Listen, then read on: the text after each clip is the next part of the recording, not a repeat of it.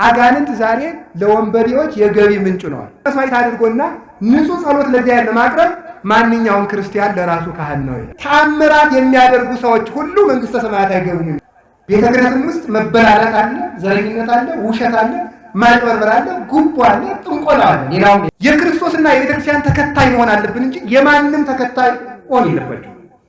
ማንም እኮ ነው ቤተክርስቲያን እየዘረፋት ያለ። ለማይረባ እንጀራ ብላችሁ ጾም ሰዓት አትሻሉ። ለማይረባ እንቅልፍ ብላችሁ ጸሎታችሁን አታቋርጡ። ሰው ይታሰራል፣ ወንጌል አይታሰርም። መምህር ይሞታል፣ ትምህርት አይሞትም። ካህን ይሞታል፣ ክህነት አይሞትም። ዲያቆን ይሞታል፣ ዲቁና ይሞታል። መነኩሴ ይሞታል፣ ምንኩስና ይሞታል። ጳጳስ ፓትርያርክ ይሞታል፣ ጵጵስና ግን አይሞትም። ፕትርክና አይሞትም። ሃይማኖት የሚያምን ሰው ይሞታል፣ ሃይማኖት ግን አይሞትም። ወወልድ ወመንፈስ ቅዱስ አሐዱ አምላክ። በስመ አብ ወወልድ ወመንፈስ ቅዱስ አሐዱ አምላክ። በባህሪው ሞት በመንግስቱ ሽረት የሌለበት ቅድመ ዓለም የነበረ ዓለምን የፈጠረ ዓለምን አሳልፎ የሚኖር የአባቶቻችን አምላክ ቅዱስ እግዚአብሔር በሀብት ስቦ በረድኤት አቅርቦ በቅዱስ ቦታው ስለሰበሰበን እንድንማርም ስለፈቀደልን ስሙ የተመሰገነ ይሁን። የድህነታችን ምክንያት የሆነችን የሃይማኖታችን መስታወት እናታችን ቅድስት ድንግል ማርያም ወላዲተ አምላክ የዳንበት ድህነታችን የተፈጸመበት ቅዱስ መስቀሉ ቅዱሳን መላእክት፣ ቅዱሳን ነቢያት፣ ሐዋርያት፣ ሰማዕታት፣ ደናግል፣ መነኮሳት የነሱም ስማቸው እግዚአብሔር ያከበረው ስማቸው የተመሰገነ ይሁን። በረከታቸው ይደርብን። የተከበራችሁ አባቶቻችን ካህናት፣ ወንድሞቻችን ዲያቆናት፣ የእግዚአብሔር ቤተሰቦች ሁላችሁ አንድ አምላክ በሚሆን በአብ በወልድ በመንፈስ ቅዱስ ስም እንደምን ዋላችሁ? እንደምን ሰነበታችሁ? እንደምን ቆያችሁ? በቸርነቱ ብዛት ለዚህ ሰዓት ያደረሰን አምላካችን እግዚአብሔር ስሙ የተመሰገነ ይሁን። በመካከላችን ተገኝቶ የቸርነቱን ደጅ ከፍቶ ልቡናችንን አብርቶ እንድንማር እንዲያስተምረን ቅዱስ ፈቃዱ ይሁንልን። ይእተ አሚረ ታስተርእዩ በስብሐት አብይ። ያን ጊዜ ሰውነታችሁ በክብር ይገለጣል የሚል ርዕስ ይዘን እንማማራለን።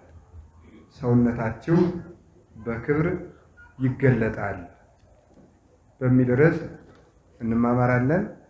አንድ ጊዜ ሁላችሁም ሰውነታችሁ በክብር ይገለጣል የሚል ቃል ተናገሩ እስኪ። እንደገና በሉ። ሶስተኛ ሰውነታችሁ በምን ይገለጣል? በክብር ይገለጣል። የሐዋርያው የቅዱስ ጳውሎስ መልእክት ወደ ቆላሲስ ሰዎች ምዕራፍ 3 ቁጥር 4 ላይ የምናገኘው ኃይለ ቃል ነው።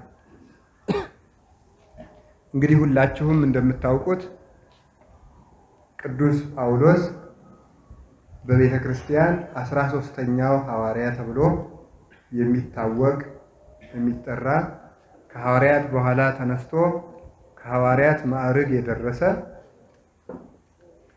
ፍጹም የጌታችን የመድኃኒታችን የኢየሱስ ክርስቶስ ማደሪያ መቅደስ የሆነ አሕዛብን በጥበብ በቅድስና አስተምሮ የመለሰ የቤተ ክርስቲያን ምርጥ ዕቃ ሰዎችን ከአውሬነት ብቻ ሳይሆን ከአጋንንትነት ወደ መላክነት የለወጠ ፍጹም የቤተ ክርስቲያን ብርሃን በአፍም በመጻፍም የታወቀ የቤተ ክርስቲያን መዶሻ 14 መልእክታትን በመጻፍ ቤተ ክርስቲያንን ያጸና። ከዚህም የተነሳ ዘውቱ ብርሃን ለቤተ ክርስቲያን የቤተ ክርስቲያን ብርሃኗ ነው ተብሎ ይነገርለታል ማለት ነው እና እስከ 3ኛው ሰማይም የተነጠቀ በጨርቁ ጫፍ ድውይ እስከ መፈወስ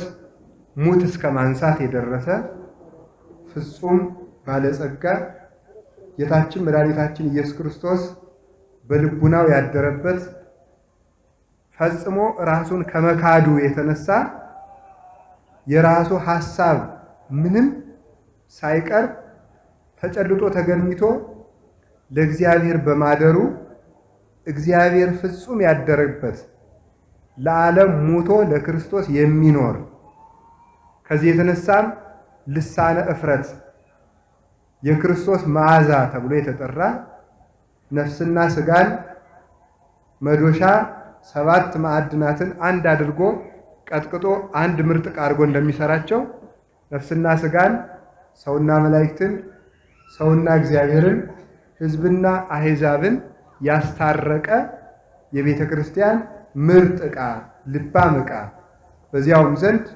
በተከበረ ዕቃ የተከበረ ገንዘብ እንዲያኖርበት ነዋዮሙ ለነዳያን የሚባል የዓለም ሁሉ ገንዘብ ተብሎ የሚጠራው የሁላችን ገንዘባችን የሚባለው ክርስቶስ ያደረበት በአማን ጸዋሪ እግዚአብሔር ለባሴ እግዚአብሔር በእውነት እግዚአብሔር ያደረበት በእውነት እግዚአብሔርን የተሸከመ የእግዚአብሔር ምርጥ ዕቃ ተብሎ የሚጠራ ነው።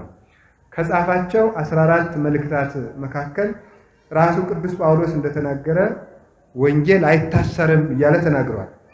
ሰው ይታሰራል፣ ወንጌል አይታሰርም። መምህር ይሞታል፣ ትምህርት አይሞትም። ካህን ይሞታል፣ ክህነት አይሞትም። ዲያቆን ይሞታል፣ ዲቁና አይሞትም። መነኩሴ ይሞታል፣ ምንኩስና አይሞትም። ጳጳስ ፓትርያርክ ይሞታል፣ ጵጵስና ግን አይሞትም፣ ፕትርክና አይሞትም። ሃይማኖት የሚያምን ሰው ይሞታል፣ ሃይማኖት ግን አይሞትም።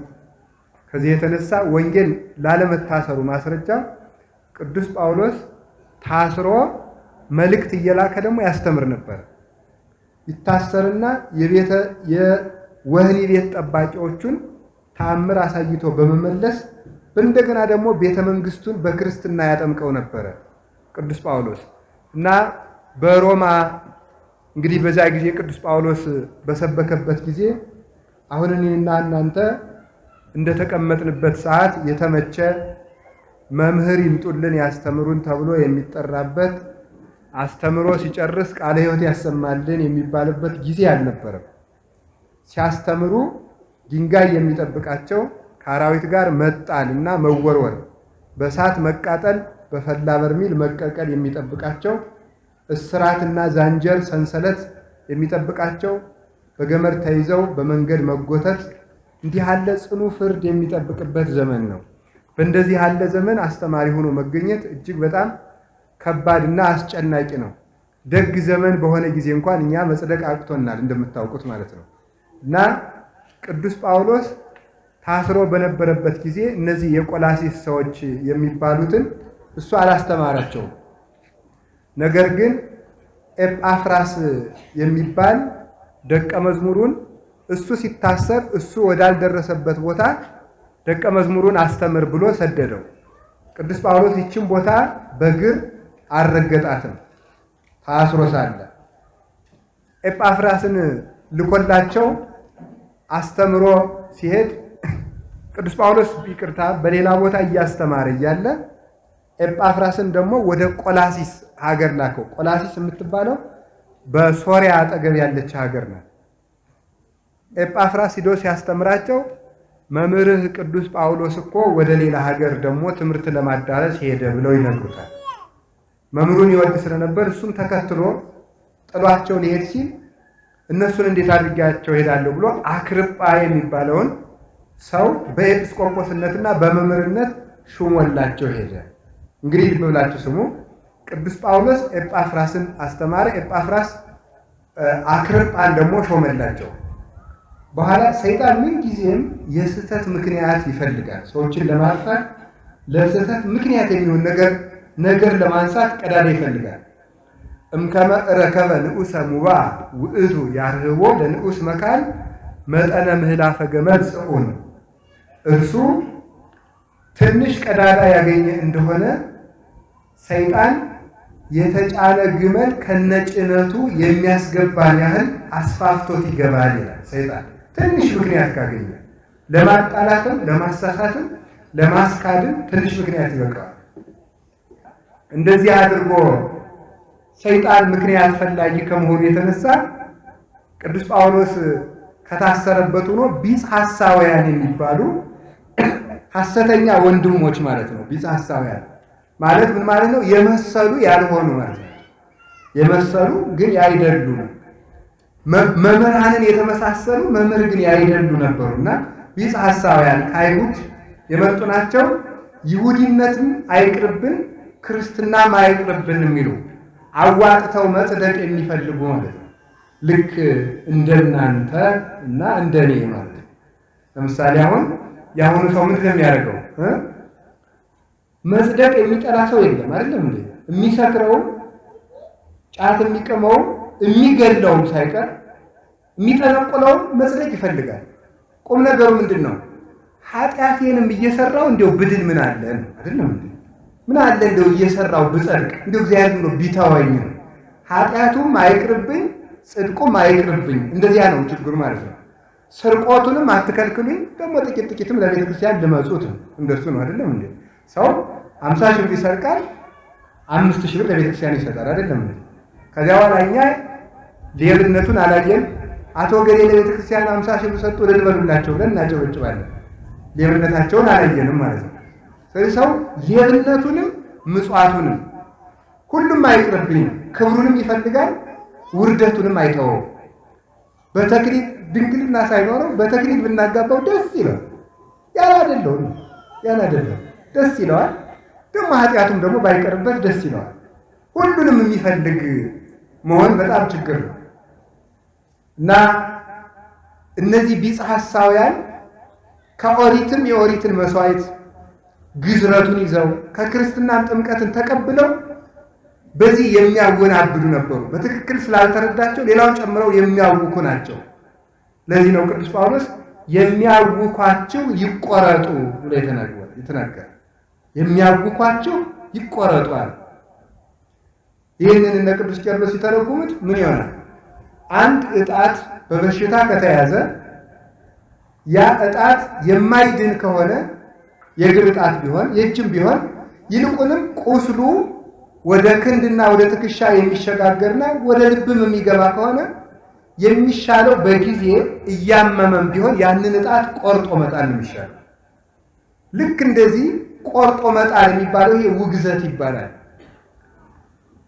ሰው ተነግሮ የማይሰማ ከሆነ ከቤተ ክርስቲያን ለይተን እንጥለዋለን። ለምን?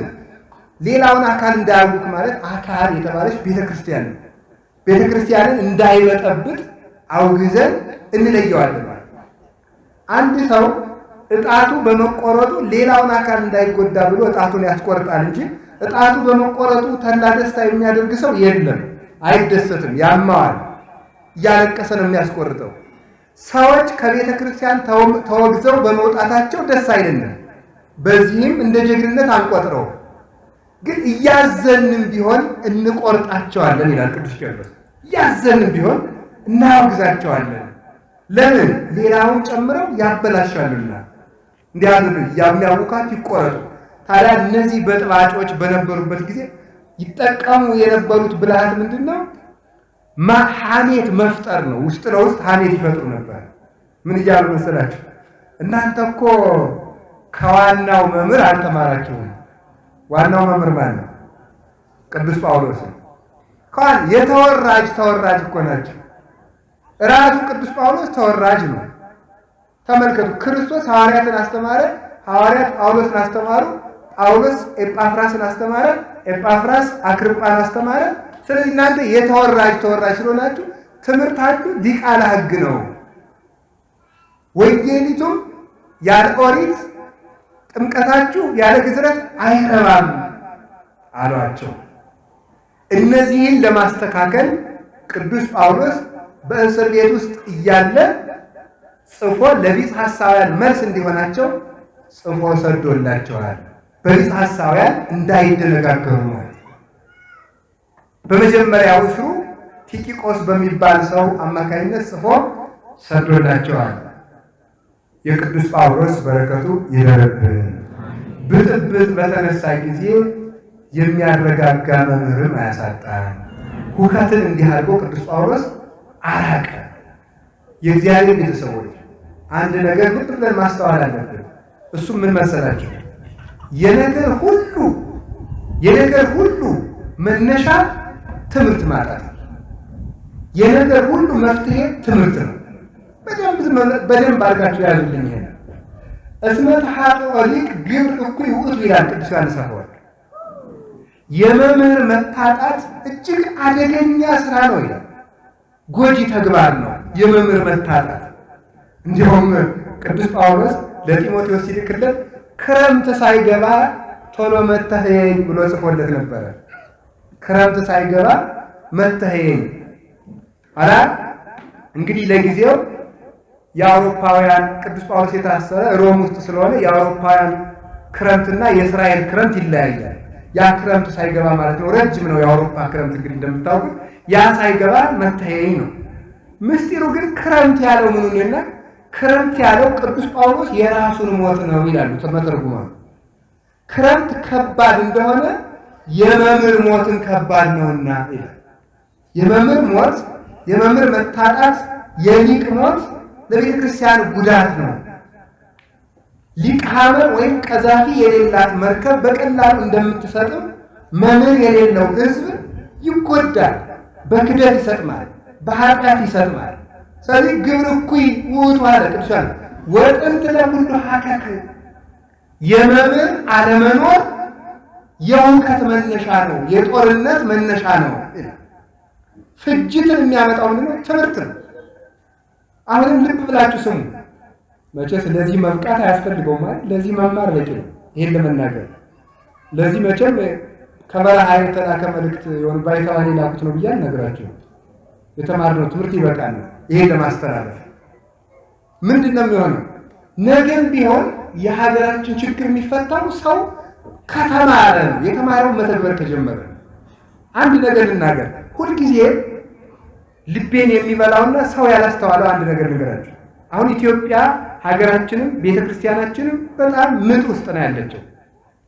አሁን ከእግር እስከ ራሱ ዝም ብሎ ይሄ ከእግር ሰው እኮ እግሩን ቁስል ቢመታው ቢያንስ ተሸክመን እንወስደዋለን።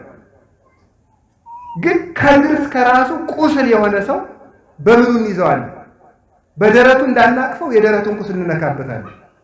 በጀርባው እንዳለ ጀርባው ቆስሏል። ሽኮኮ እንዳንለው ሌላው አካሉን ቆስሏል። እጁን ይዘን አንይዘው ነገር አንስበው እግሩ ቆስሏል። ኢትዮጵያ መላ አካሏ ቆስሎ ይታየኛል አይደል? ሁላችሁም እንደምታውቁት። ታዲያ ለዚህ መፍትሄው ምንድን ነው? በዚህ ጊዜ ጌታችን መድኃኒታችን ኢየሱስ ክርስቶስ ለስም አጠራሩ ክብር ምስጋና ይግባውና እርሱ ሰው ሆኖ በመጣበት ጊዜ አሁን ኢትዮጵያ ላይ ያለው ችግር ነበረ። ጌታ ሰው ሆኖ የመጣ ጊዜ ምንድን ነበረ?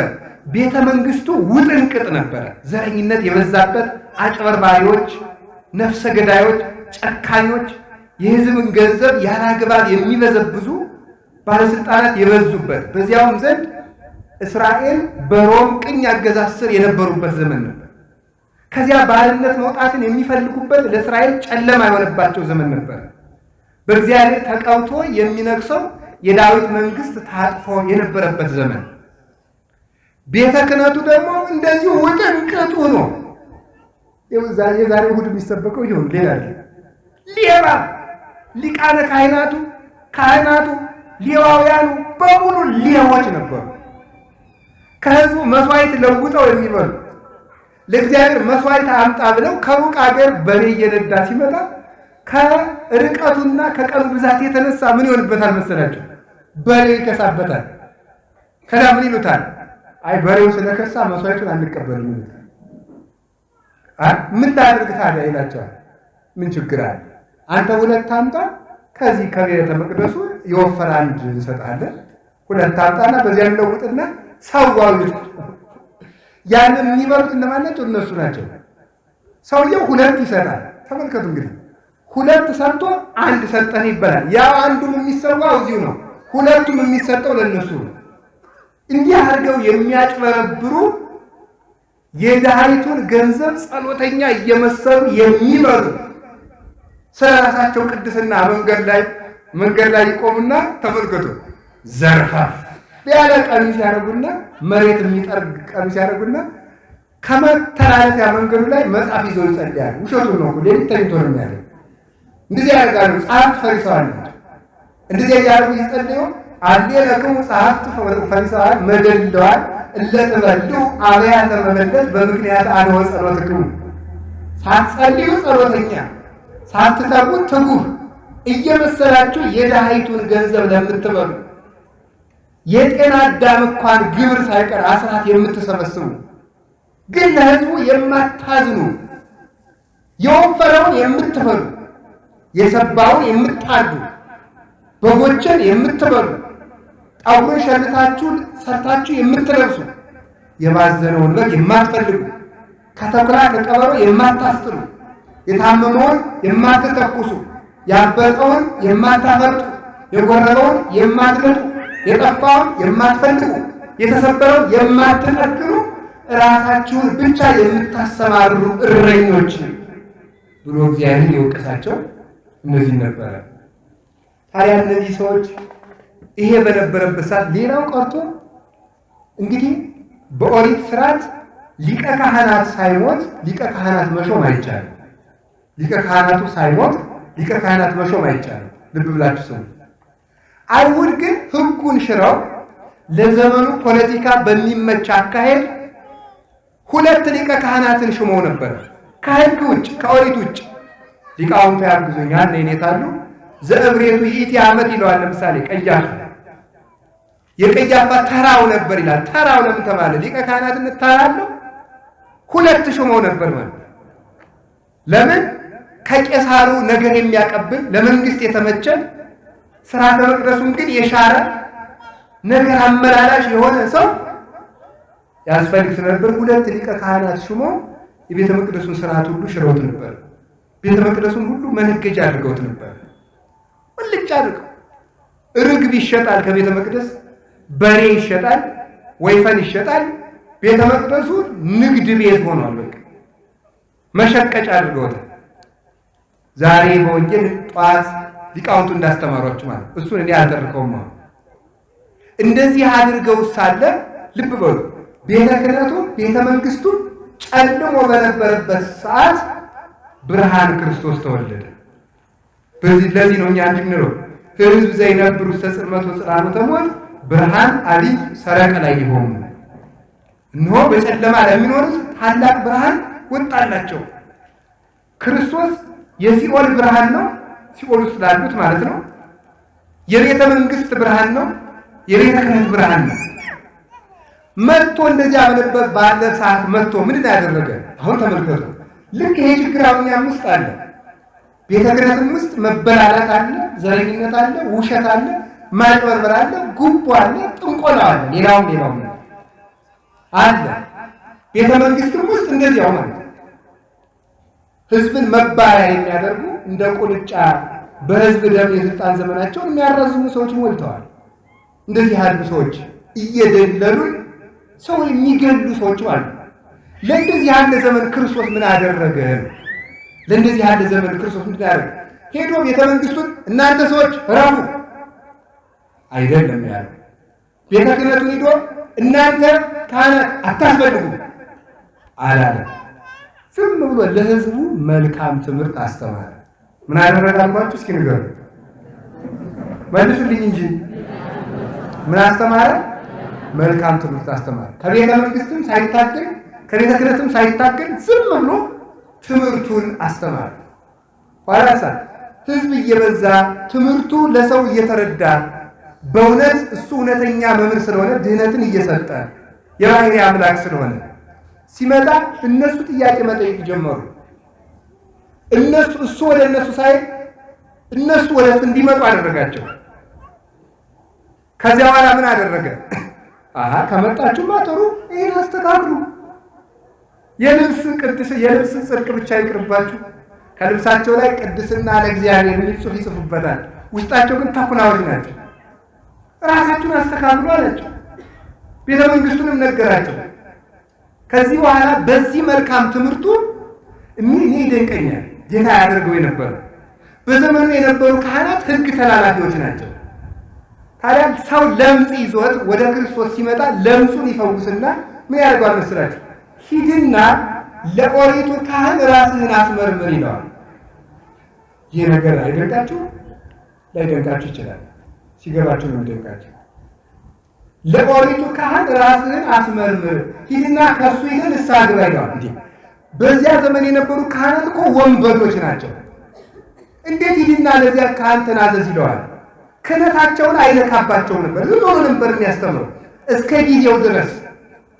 በጊዜው እውነተኛውን ክህነት ሰጥቶ የእነሱ ክህነት እንደሚያልፍ ስለሚያውቅ የእነሱን ስልጣን አይነካባቸው ነበር። ከዛሬ ጀምሮ ትክክለኛው ካህን እኔ ስለሆንኩ የካህናት ፈጣሪ፣ የካህናት መምህር፣ የካህናት አለቃ እኔ ስለሆንኩ ከነዚያ ወንበዴዎች አዲስ ማለት ይችል ነበር አላለም። ግን እሱ ሰው የተቀጠቀጠ ሸንበቆን እንኳን የማይሰብር ጭምት ፍጹም ትሁት ስለነበረ የማንንም ክብር አይነካም ነበር። ክብር የሌላቸውን እንኳን ክብራቸውን አይነካባቸውም ነበር። ዝም ብሎ መልካሙን ዘር ዘራ። መልካሙ ዘር ተመልከቱ። ወንጌል የሰናፍጭ ቅንጣት ትመስላለች የተባለ ለዚህ ነው። ሰናፍጭ ስትዘራ በጣም ትንሽ ናት፣ ስታድግ ግን ከዛፍ በልጣ አዕዋፍን ሁሉ ትሰበስባለች ብሎ እንደተናገረ ዝም ብሎ ሰናፍጭ የሆነችውን ወንጌልን ዘራል። በዚያች ዓለምን በሙሉ ሰበሰበ እንጂ ግን ጦርነትና ሁከት አላስነሳም ነበር።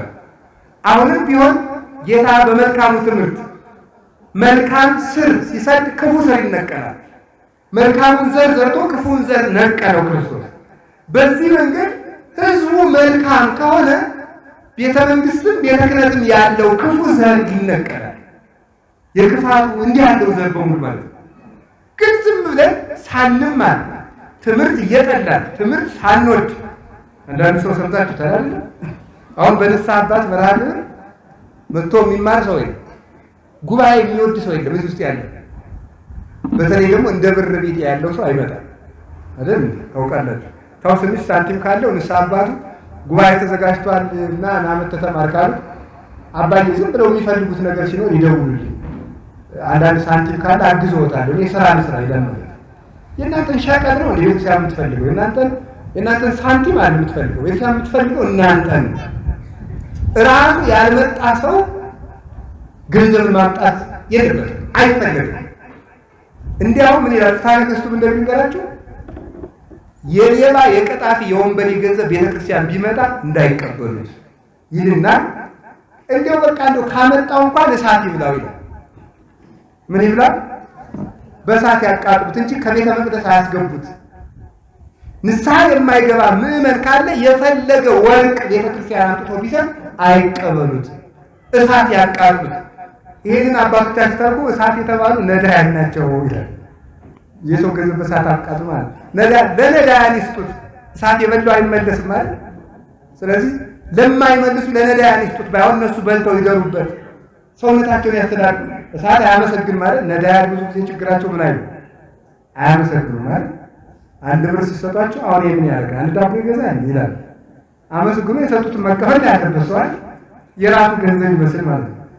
የደሃ መኮረኛው ማማረሩ ነው ይባላል። የሀብታም መኮረኛው ንፍገቱ፣ የደሃ መፈረጃው ደግሞ አለማመስገኑ። ተመስገን ቢል ደሃ ይጠቀም ይጸድቅ ነበር። ስለዚህ ምን እናደርግ እንግዲህ አሁን የፍትሐ ነገሥት መምህር ማለት ቁጭ ብሎ 17ኛው አንቀጽ ላይ ምን ይላል ፍትሐ ነገሥት? ቤተክርስቲያን ከሚመጡ አዝሪት መካከል ቅን ቤተክርስቲያን ውስጥ አይገባም። ታውቃላችሁ? ዱባ ራሱ ዱባ ለቤተክርስቲያን ስለት አይገባም። ዱባና ቅን ማለት ነው ይገርመኛል። አሁን ግን በአዲስ አበባና በከተማ የቤተክርስቲያን ማሰሪያ እያለ ዱባ ጨረታ ይገባል። ለኛ ነገር እኮ ጨረታ ሆነን አልቀናል ወለት ማለት ዱባ ቤተክርስቲያን ሳይገባ ለምን ይመስላችኋል? ዱባ ወጡ ብዙ ነው አይደል? ውስጡ አንጀቱ ወጥቶ የሚጣላል። ወጡ ብዙ የሚጣለው የበዛ ሰው አይጸድቅም ማለት ነው። እዚህ ውስጥ አሁን ዱባ የሆነ ሰው የለም አለ እኮ ብዙ ሰው እኔንም ጨምራል። ይሄ ብዙ ዱባ ነው ማለት የሚጣለው ብዙ ነው ማለት ነው። ምን እንደው የሚነሳ ህይወት እኮ የለንም። ንግግራችን የሚጣል ነው፣ አነጋገራችን የሚጣል፣ መጋገራችን የሚጣል፣ ልቡናችን የሚጣል ነው። ከራስ ጠጉራችን እስከ እግር ጥፍራችን ድረስ የሚነሳ ጥሩ ስራ ያለው ሰው የለም። ቅን ደግሞ መራራ ነው።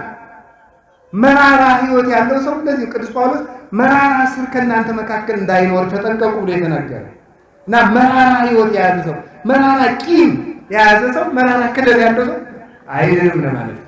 ስለዚህ ጌታችን መድኃኒታችን ኢየሱስ ክርስቶስ ዓለምን ያዳነው በትምህርት ነው። እስኪ በትምህርት በሉ። ምን አላችሁ? ቅዱስ ጳውሎስ የቆላስይስን ቤተክርስቲያን እንዳትፈተን ያረጋጋት በምንድን ነው? በትምህርት በሉ እንጂ። ሁላችንም እንድንማር አምላከ ቅዱሳን ይርዳል። ትንቢተ ሆሴዕ ምዕራፍ 4 ቁጥር 6 ላይ የሚለን ቀረብ ሕዝቤ ዕውቀት ከማጣቱ የተነሳ ጠፍተዋል። እስኪ በሉ ሕዝቤ በሉ።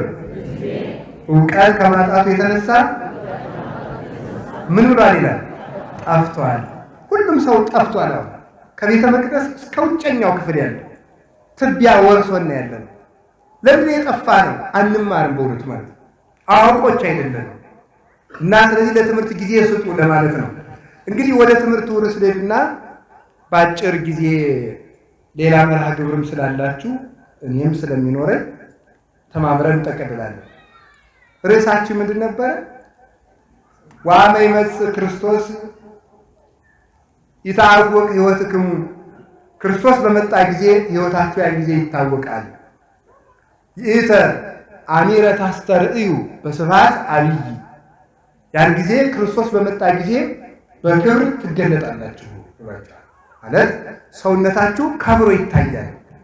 ክብር የምታገኙት ጌታችን መድኃኒታችን ኢየሱስ ክርስቶስ ሲመጣ ነው። የዚያን ጊዜ የሰውነት ሙሉ ክብራችሁ ያን ጊዜ ይገለጣል ብሎ የክርስትናን ተስፋ ነግሯቸዋል። የሰው ክብሩ ሰው ሲመጣ የሚያገኘው ተስፋ ነው። መብል የሰው ክብር አይደለም። መጠጥ የሰው ክብር አይደለም። ስልጣን የሰው ክብር አይደለም። ወይም ሹመት ወይም እንዲህ ያለው ነገር ሁሉ የሰው ክብር አይደለም። ቤት ንብረት የሰው ክብር አይደለም።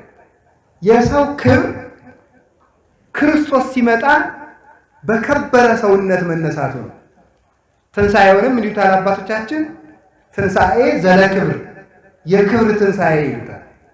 ክብራችን የምንቀበልበት፣ ዋጋችን የምንሸለምበት፣ አክሊላችን የምንቀዳጅበት፣ የዘራነውን የምናጭድበት ያን ጊዜ ሙሉ ዋጋ የምናገኘው የመቼ ነው ስትሉ ክርስቶስ ሲመጣ ነው። ስለዚህ ሰው ከብሮ ይታያል። እንዴት ብሎ? የሚፈርሰው ስጋችን የማይፈርስ ሆኖ፣ የሚደክም ስጋችን የማይደክም ሆኖ፣ የሚራበው ስጋችን የማይራብ ሆኖ፣ የሚታመመው ስጋችን የማይታመም ሆኖ፣ የሚለወጠው ስጋችን የማይለወጥ ሆኖ፣ አድሎ በሌለበት እገሌ ገብረ ሥላሴ መልከኛ ነው፣ ገብረ ማርያም ግን እስከዚህም ነው፣ ወለተ ሥላሴ ውብ ናት፣ አስካለ ማርያም ግን እንዲያው ናት መባል የለም። በመንግስተ ሰማያት ሁሉም ሰው እኩል መልከኛ ይሆናል። ሁሉም ሰው ውብ የሚሆንበት ቀን ክርስቶስ የሚመጣበት ቀን ነው። የዛን ቀን ጆሮ ተለቅ ያለ፣ ጆሮ አነስ ያለ፣ አይኑ ጥሬ ብር የመሰለ፣ አይኑ መርፌ የሚያህል የሚባል ሰው የለም። የዛን ጊዜ ሁሉም ሰው ውብ ነው። ሁሉም ሰው አንድ መልክ ያለው ማን ይመስላል? ክርስቶስን ይመስላል።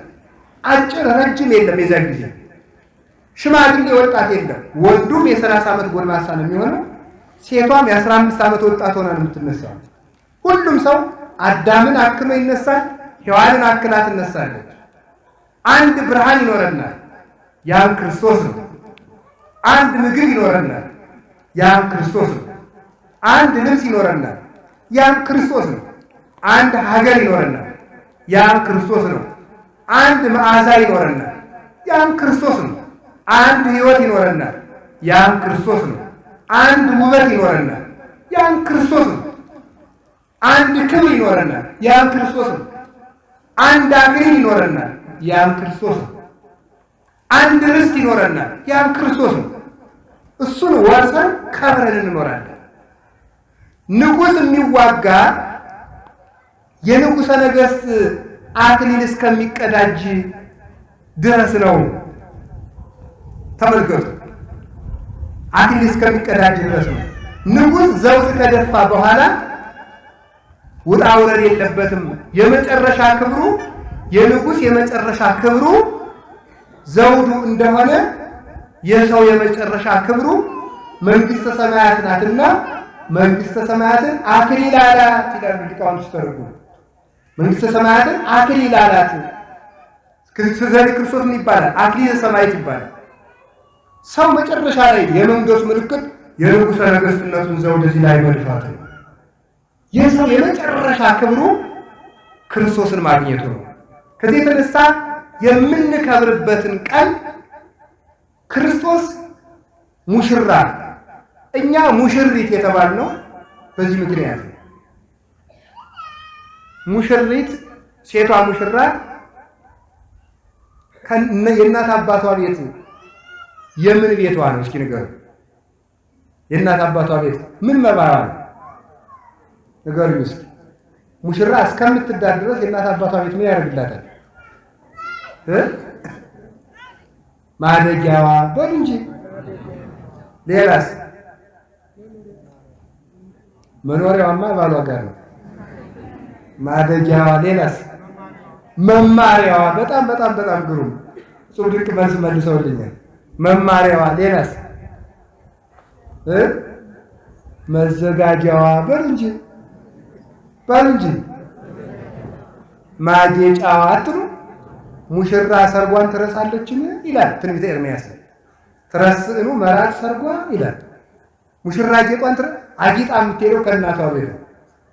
ዋናው ክብሯ ግን ሙሽራው መጥቶ ከሙሽራው ጋር የተዋህዱበት ቀን ነው። ክርስቶስ መርዓዊ የተባለ ከዚህ የተነሳ ነው። እኛ መርዓት ነን ማለት ነው። ሴት ሙሽራ የመሰለን እሱ ነው። እኛ ሁላችንም አንድ ሙሽራ አለን፣ ያም ክርስቶስ ነው። ይህ ዓለም ለክርስቶስ ሙሽርነት የምንዘጋጅበት ጊዜ ነው። ይህንን ዓለም አግብተን መኖር የለብንም። የተፈታችውን ያገባ አመነዘረ ይላል ሊቃውንቱ። ይህን ሲተርጉ ይችን ዓለም ክርስቶስ አሰናብቷታል፣ ለምን አንተ ሄደህ ትጋባለህ ይላል። ክርስቶስ እኮ አሰናብቷታል ይችን ዓለም፣ በቃ ብሎ ከዚች ዓለም ጋር አላቋሃል። ሙሽራን ከአማቷ ልለይ መጥቻለሁ ያለ እኮ ይሄ ነው። ከተጋባሃት ከዚች ዓለም ነጥዬ የኔ ሙሽራ አደርግ መጥቻለሁ ማለት ነው። ይህ ዓለም የመዘጋጃ ጊዜያችን ነው። ይህ ዓለም የመማሪያ ጊዜያችን ነው ለመንግስተ ሰማያት። ይህ ዓለም ለክርስቶስ ተሸልመን የምንቆይበት ጊዜ ነው። ሰርገኛው ሆ እያለ ሲመጣ ሙሽራይቱ ጭቃ እያቦካች ልትገኝ ጥሩ ነው? ያሳፍራል። አያሳፍርም እንዴ? እኛ እኮ እንደዚያ ማፈሪያዎች እኮ ነን። እውነት ነው የምነግራቸው። አሁን ክርስቶስ ቢመጣ ምን እንሆናለን? በኃጢአት ጭቃ እንዘበጽቡር እቷነ ይላል አባ ጊዮርጊስ። በጭቃ እንደሚጫወት ሕፃን እኮ ነው በእውነት። እንደምንዘበጽቡር እቷነ በጭቃ እንደሚጫወት ሕፃን ነኝና ልጅሽን እንደው ዝም ብለህ ተወው፣ ይሄ ጅል ነው ሕፃን ነው ብለሽ አማልጅኝ ይላል። ክርስቶስ ቢመጣ ምን እንደምንለው? ተስማምታችኋል? ከሞት ጋር ውል የወሰደ ሰው አለ? አበቃ ችግር የለም ሳረጅ ነው የምሞት ብላችሁ ጨርሳችኋል ወይ? የተገለጠላችሁ ሰዎች ካላችሁ ንገሩ፣ ሞት መቼ እንደሚመጣ። ታዲያ ተመልከቱ፣ ምንድን ነው የሚሆነው? መዘጋጀት ይገባል። እንዲህ እንደረከስን ከነጭቃችን ከነጉስቁልናችን ክርስቶስ ቢመጣስ? ንስሐ አባት የያዝንበት ምስጢር እንኳን ልንታጠብ ክርስቶስ ሲመጣ አጊጦ የተመልከቱ የሚደረገው ተደርጎ ጌጡ ተቆጥሮ። አሁን የገጠሩ ሰርግ ነው ለዚህ የሚመች። የከተማውማ ምን መቸስ ጅል ነው አይደለም። የገጠሩ ሰርግ ስርሚዝ የሚባለው ሲቀበል ዕቃውን ቆጥሮ አደስ፣ ቁኒ፣ ወስፌ፣ መርፌ ደግሞ በቃ ምንድን ነው የሚባለው ደግሞ በቃ ምናምን ጀንዴ። ይሄ ምንድን ነው? ይሄ የከብት ቆዳውን የተነፋው ነው ለምኝታ የሚሆን ማለት የተከበረ ነው። የሚገርማችሁ ገበሬ ሻንጣ የለውም ሳጥና ያለው ላመነት የሚባለውና አሁን እሳቸው የጠሩትን አጣጥፎ ነው የሚያስቀምጣል። መልካም እንግዳ ሲመጣ ነው የሚነጠፈው። የተከበረ እንግዳ ሲመጣ ሳር ይጎዘጉዝበታል። ፍራሽ የለም።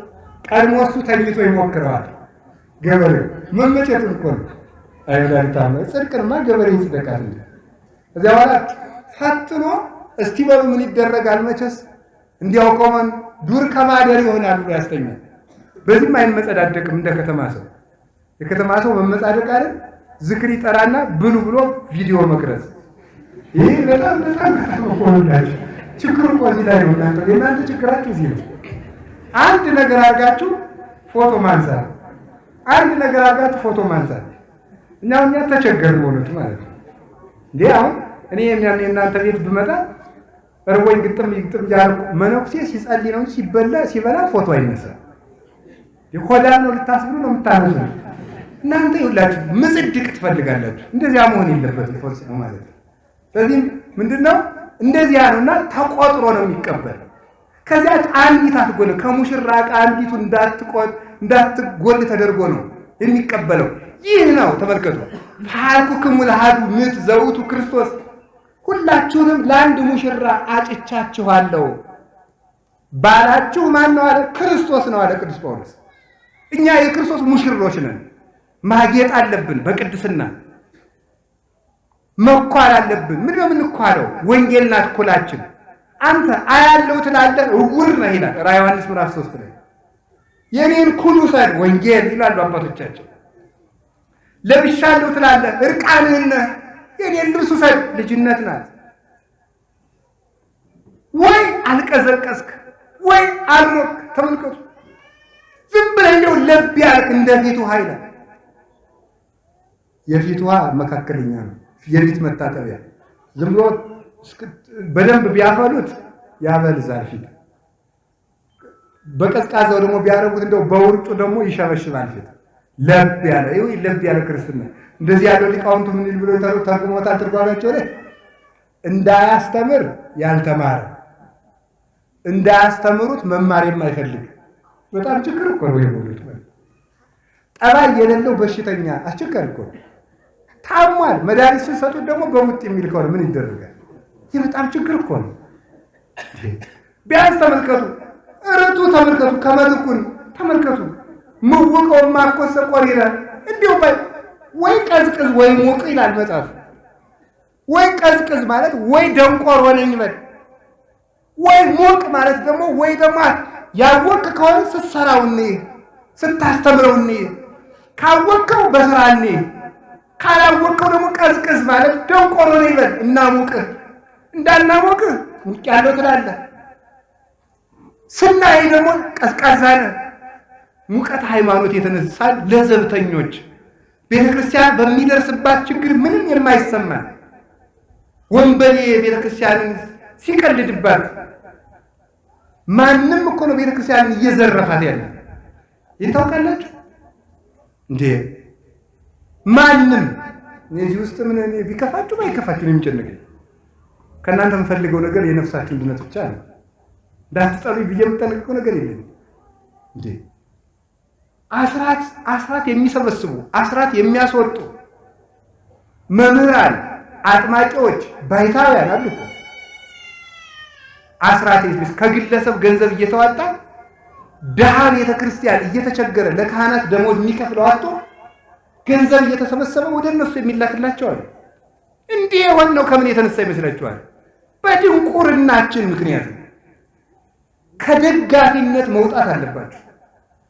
የክርስቶስና የቤተክርስቲያን ተከታይ መሆን አለብን እንጂ የማንም ተከታይ ሆን የለባቸው። ሰው ለመዳን ንስሐ አባቱ በቂ ናቸው። ከዚያ ውጭ አባ ገሌንም ማሪ ገሌንም መከተል አያስፈልገውም። መከተል ከፈለጋችሁ ደግሞ ተክለ ሃይማኖትን ተከተሏቸው፣ ገብረ መንፈስ ቅዱስን ተከተሏቸው፣ አቡነ አረጋዊን ተከተሉ፣ ቅዱሳን ሰማዕታትን ተከተሏቸው፣ ሐዋርያትን ተከተሏቸው። እነሱን ከተከተሏችሁ ከመልካም በጎ ምግባራቸው ያደርሷችኋል። ሩጫውን ያልጨረሰ በስጋና በደም ያለ ግን መጨረሻው አያምርም። ስለዚህ ሁላችንም ምን መሆን አለብን? መስተካከል፣ ለምንከብርበት ጊዜ መዘጋጀት አለብን። እናጊጥ፣ እንታጠብ፣ እንማር፣ እንወቅ፣ እንዘጋጅ። ወደ ተወሰነ እግዚአብሔር ግብረ ተመስከ መስራች ያልተባለ የእግዚአብሔር ቀን ድንገት እንደ ሌባ ትመጣለች። ሌባ ስንት ሰዓት ይመጣል? ምረጡ። 1 ሰዓት ከምሽቱ፣ 2 ሰዓት፣ 3 ሰዓት፣ 4 ሰዓት፣ 5 ሰዓት፣ 6 ሰዓት፣ 7 ሰዓት፣ ሻ ነው 8 ሰዓት፣ ቀ 9 ሰዓት፣ በ10 ሰዓት። ስንት ሰዓት ይመጣል ሌባ?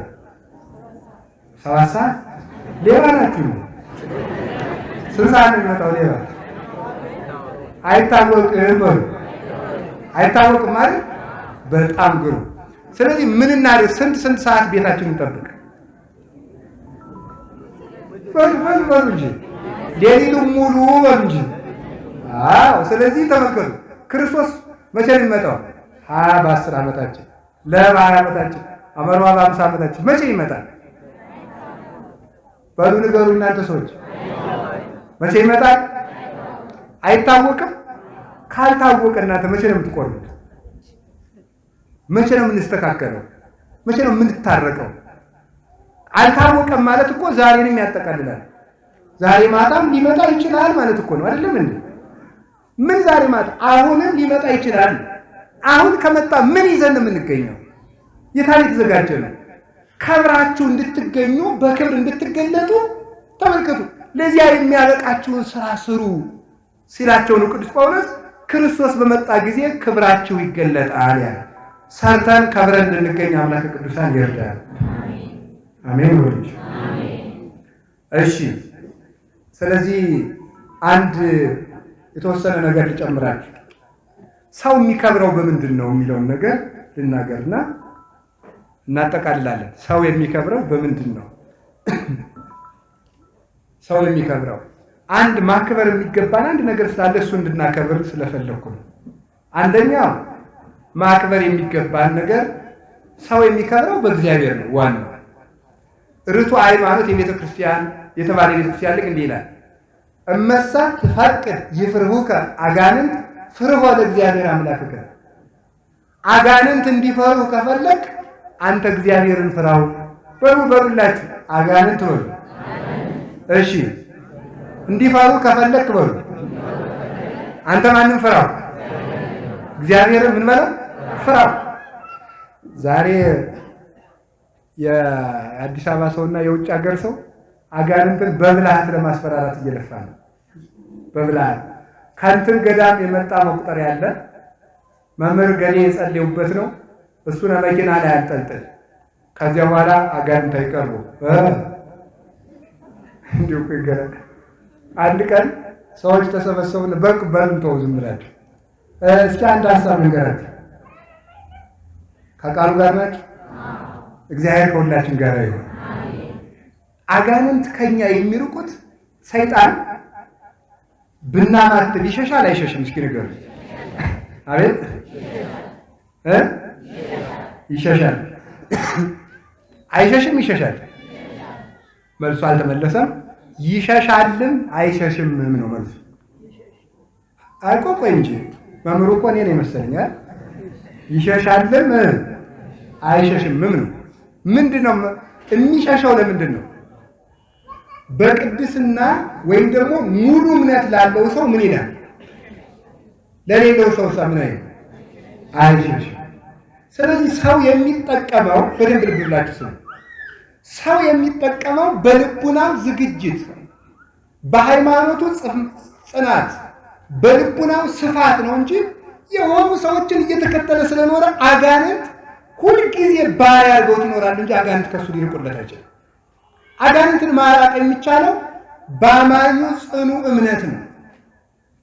በሰዎች የለቀቀ አጋንንት መልሶ ደግሞ ያድርብናል። ማወቅ የሚገባችሁ ማለት በማቴዎስ ወንጌል ምዕራፍ 17 ላይ ሊቃውንቱ በጣም አስደንቀው የተረጎሙት አንድ ኃይለ ቃል ልጥቀስላችሁ። የሆነ ሰውዬ ልጅ ነበረውና ልጁን ጋኔን ማታ ማታ ይጥልበታል። ጨረቃ እያየን እንጥለው ጨረቃ ስትወጣ ይህም ራሱ በጣም ብዙ ሊቃውንትን አከራክሮ ብዙ ምስጢር የያዘ ቃል እንዴት ጨረቃ ስትወጣ የሚጥለው ብለው፣ ግን የኢትዮጵያ ኦርቶዶክስ ተዋሕዶ ክርስቲያን ሊቃውንት ስንዱ ስለሆኑ አበጥረው ተርጉሞታል። በጨረቃን የማታመልኩ ምኑ ናችሁ ነው ብሎ በጨረቃ እንዲያመልኩ ስለፈለገ ምን አደረገ? በጨረቃ ይጥለዋል ጋኔኑ ማለት እና ሲጥለው ወደ ሐዋርያት ወሰደው ሰውየው ልጁ። ሐዋርያት ያንን ጋኔን አላወጡትም። ኋላ ወደ ጌታ ወሰዱና ምን አሉ መሰላቸው? ወሰዱና ሰውየው መምህር እርዳኝ እባክህ ልጄ በጣም ተቸግሯል፣ ጋኔን ያፈራግጠዋል እና ወደ ደቀ መዛሙርት ወስጄው ማውጣት አልቻሉም፣ እስኪ አንተ አውጣልኝ። ኋላ ይሄ ሰውዬ ይላሉ ሊቃውንት፣ ይሄ ሰውዬ ሐሜተኛና ከሳሽ የሆነ ሰውዬ ነው። እምነት ስለጎደለኝ ልጄ ሊድን አልቻለም ማለት ሲገባው ደቀ መዛሙርት አልቻሉም ብሎ በሐዋርያት አመካኘ ይላል። ማለት የሚገባው ምንድን ነበረ? እምነት ስለጎደለኝ በሉት ልጄ ሊድን አልቻለም በሉ እንጂ። ሀያ ምን አደረገ መሰላችሁ? ጌታ ምንድን ነው ያደረገው? አይ አለው ሐዋርያትን ይሰድብልኛል ብሎ ነበር። አልሰደበለትም እሱ ማለት ነው። አይ ተመልከቱ፣ ልጁን ወደ እኔ አምጣው ነው ያለው። ዝም ብሎ ልጁን ወደ እኔ አምጣው አለና አይደለም ወደ እኔ አምጣው ብሎ ምን ማለት ነው? አጋንንት የሚርቁት ሰው ወደ ክርስቶስ ሲቀርብ ነው። እስኪ በሉላችሁ ነው። ሰው ወደ ማን ሲቀርብ ነው? ወደ እኔ አምጣው ያለው ለዚህ ነው። ክርስቶሳዊ አድርገው። አጋንንት ከእናንተ ከልጆቻችሁ ከወገኖቻችሁ እንዲርቁ ከፈለጋችሁ ቤታችሁን ወደ እግዚአብሔር አምጡት። ሕሊናችሁን ወደ እግዚአብሔር አምጡት። ሰውነታችሁን እጃችሁን ከስርቆት አውጡና ወደ ክርስቶስ አምጡት። አፋችሁን ከሐሜት አውጡትና ወደ ጸሎት አምጡት። ከዘፈን አውጡና ወደ መዝሙር አውጡት።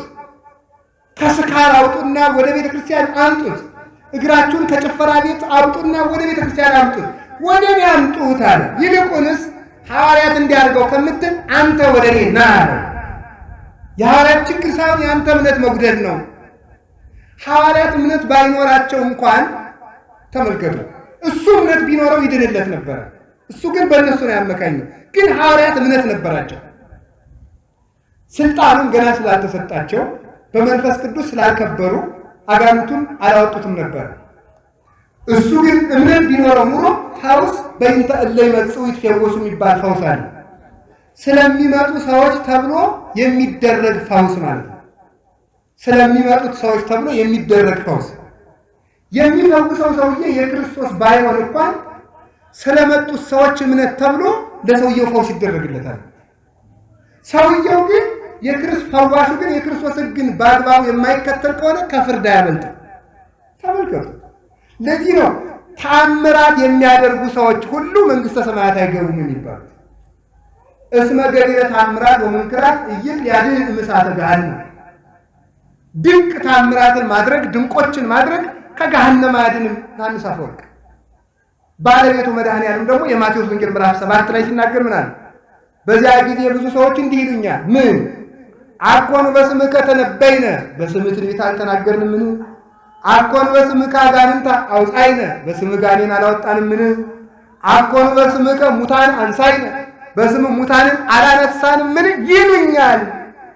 እኔም እንዲህ ብዬ መልስላቸዋለሁ፣ አማን እብለክሙ ከመ ኢያእምረክሙ፣ ሁሩ ምኔ፣ እውነት እላችኋለሁ አላውቃችሁም እላችኋለሁ። እነዚህ ሰዎች ሙት አንስተዋል፣ ጋኔን አውጥተዋል፣ ደዌ ፈውሰዋል።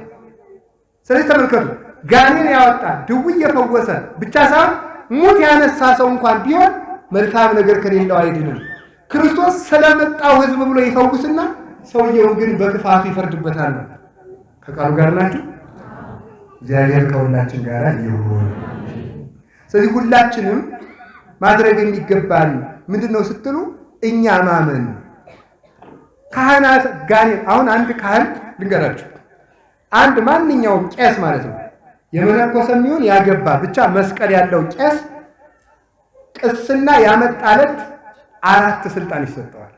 ቄስ ሲሆን ጳጳሱ ቅስና ሲሾመው ድውይ መፈወስ፣ ጋኔን ማውጣት፣ ሙት ማንሳት፣ ለምጽ ማንሳት። ስንት ናቸው? ምንድን ናቸው?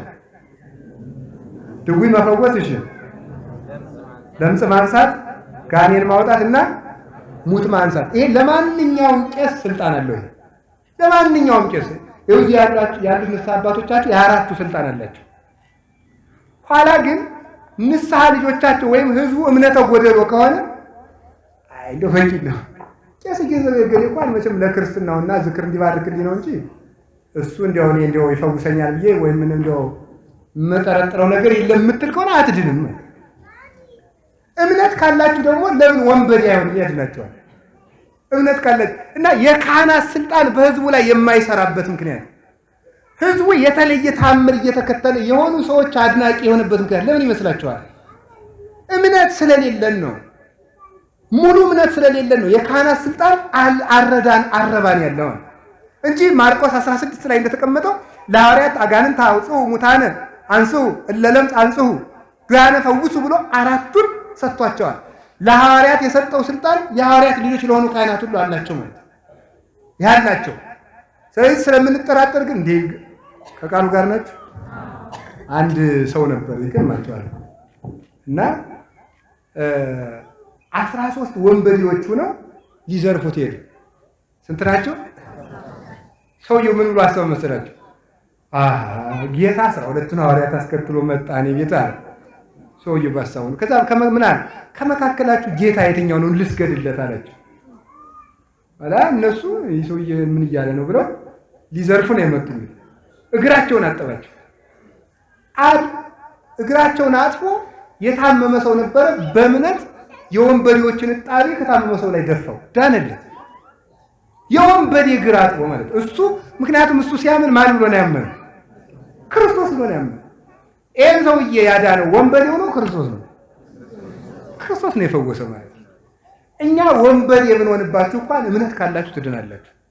ማመን የሚገባው እሱ ነው። ይሄንን እንድናደርግ ነው ከብራችሁ እንድትገኙ ብሎ የተነገረ ለዚህ ነው። እና ማክበር የሚገባን ዋናው ክብራችን ማን ነው? እግዚአብሔር ነው። እግዚአብሔርን ከፈራን አጋንንት ይፈሩናል። ከማንኛውም ምዕመን አጋንንት ይርቃል። እኮ ይገርመኛል። ለምን ልጅ ደካማ የምትሆኑት? ይህንን ነገር ደጋግሜ አሁን በወቅቱ ስለ አጋንንት ብቻ የሚሰብኩ ሰባኪያን በዓለም ሁሉ ስለሞሉ ነው ይህንን የምናገረው። ብድግ ብለው ምን ይላሉ? አንድ ሴት ሳታገባ 30 ዓመት 40 ዓመት ከሞላት አንቺ ያላገባሽው ገርግር ስላለብሽ ነው፣ አንቺ ደግሞ አይነ ጥላ አለብሽ ይሏታል ማለት ነው። ምን ላድርግ አባቴ አይነ ጥላ እንዲለቀኝ? ችግር የለም ይሄን ቅባ ቅዱስ እፍ ብዬ እሰጥሻለሁ፣ ይሄን ማለዳ ማለዳ ተቀቢው፣ ባህል በቅርብ ቀን ታገኛለሽ። ሞኝት እውነት መስሏት በሉ አባቴ አስራቴን ላስገባ ነው አካውንት ልንገር፣ ችግር የለም ሁለት ማለት በዚህ ላይ ይሄን የተያዘው አጋንንት ዛሬ ለወንበዴዎች የገቢ ምንጭ ነዋል። በአጋንንት ስም እየተነገደ ነው። አጋንንት አወጣልሃለሁ ማለት እኛ በአጋንንት እናንተ ፈሪዎች፣ ክርስቲያን በአጋንንት ላይ ስልጣን የለውም አለው። ማንም ምዕመን አለው። እናንተ ምዕመናን አጋንንትን የማባረር ኃይል አላችሁ። በእምነት በሉ እንጂ ኧረ በሉ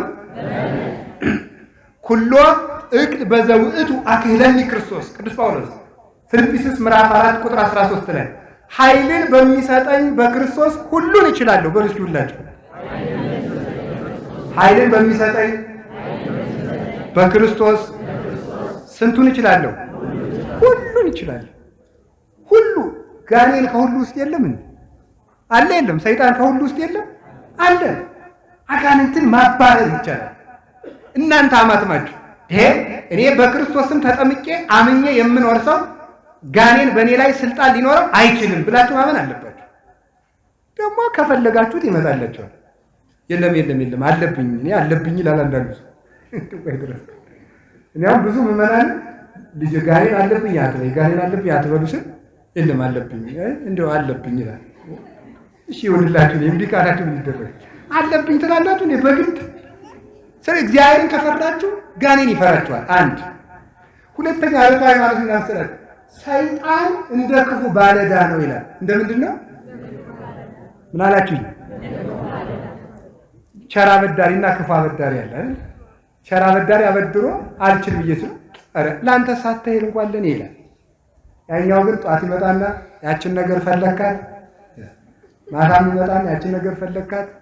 ቀን ሰው መሀል ደግሞ ከምታወጉበት ደግሞ ባሽሙር ያደርግና ሰው መሀል እስቲ እንደዚህ ያለ እንትን ድርጅት ተደራጅተን ንግድ እንክፈት ስትሉ አንዳንድ ሰው አለ። ይገርመኛል። እዳውን ሳይከፍል እንደው ትልቅ ነገር የሚያስብ ብሎ መውጋት በነገር ማለት እንደዚህ ይላል። ክፉ አበዳሪ የእንደዚህ ያለን ሰው ገንዘብ መላቀቅ ነው ይላል። ርቷይማ ምን ማድረግ ነው? በሉ እንጂ ንገሩኝ። መላቀቅ ማለት ምን ማለት ነው? ከዚያ በኋላ ብሩን ከሰጠ ነው ይመጣል ሰውዬ አይመጣል። ሰይጣን ከእናንተ እንዲርቅ ከፈለጋችሁ ገንዘቡን መልሱለት ይላል። ገንዘቡን ምን በሉለት? ገንዘቡ ምንድነው? ተንኮል ካለ እየሰረክ ዋልድባ 40 ቀን ተቀምጦ ትመጣ አዲስ ትመጣ ለቀም ገንዘቡ አለ አዚ ብሬን ይላል ማለት እስኪ አሁን ቆይ ልንገራችሁ። አንድ ሰው 10 ሺህ ብር አበደራችሁ። አንድ ወር ግሸን ደርሳችሁ መጣችሁ። በወሩ ስትመጡ አዋገሬ ደህና መጣ ደህና በል እንግዲህ ሐሙስ ብቅር አለው ያችን ነገር ይላል አይደለም። ስለዚህ ባለዳን መክፈል ነው እንጂ ገዳም ስለሄዳችሁ ጸበል ስለተጠመቃችሁ ብቻ አይለቅም። ተጠምቀን እውነት ነው ጸበሉ ያቃጥለዋል፣ ይለቃል። ተጠምቀን ስንመጣ ደግሞ ይረከበናል። ያ እንዳይሆን ምንድነው መሆን ያለበት? ገንዘቡን እንመልስለት። አጋንንት ከኛ እንዲርቁ የሚያስፈልገን ምንድነው?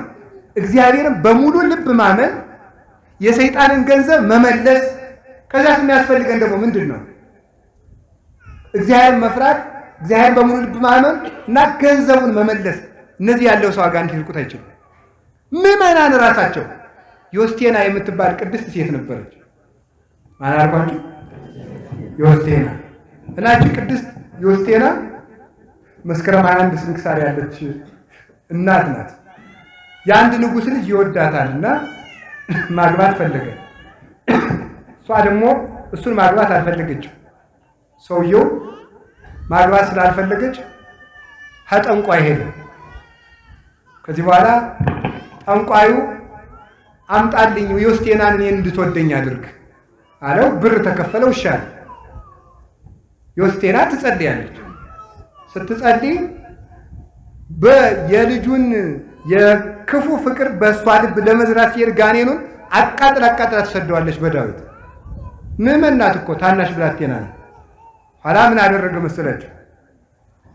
ጠንቋዩ ሲያቅተው ጋኔኑን ምን አለው? ከዚህ በኋላ ዮስቴናን ማምጣት ካልተቻለ እኔ የእናንተን ጥንቆላ እተዋለሁ፣ እክድሃለሁ አለው። ጣዖቱን ማለት ብሎ ለጋኔኑ ነገር ጋኔኑ ይሄ ነገር የሰው አመለጠኛልና እኔም በዮስቴና አምላክ ነው የማምን አለ። ሲለው አመጣታለሁ አትስብ አንተ ብሎ ጋኔኑ ሄደና በሌላ ቀን ዮስቴናን መስሎ ጋኔኑ መጣ ራሱ። ኋላ የንጉሱ ልጅ ምን አለ? ልልቲቱ ዮስቴና መጣሽልኝ ሲል አትጥራብኝ ብሎ ተቃጥሎ እልም ብሎ ጠፋ። እሱ የመሰለው ዮስቴና ራሷ መጣች ብለው ነው። ግን ጋኔኑ ማንን መስሎ ነበር የመጣ? ዮስቴናን መስሎ ስለመጣ መጣሽ ወይ ተብሎ ስሟ ሲጠራ ተቃጥሎ ጠፋ ማለት ነው።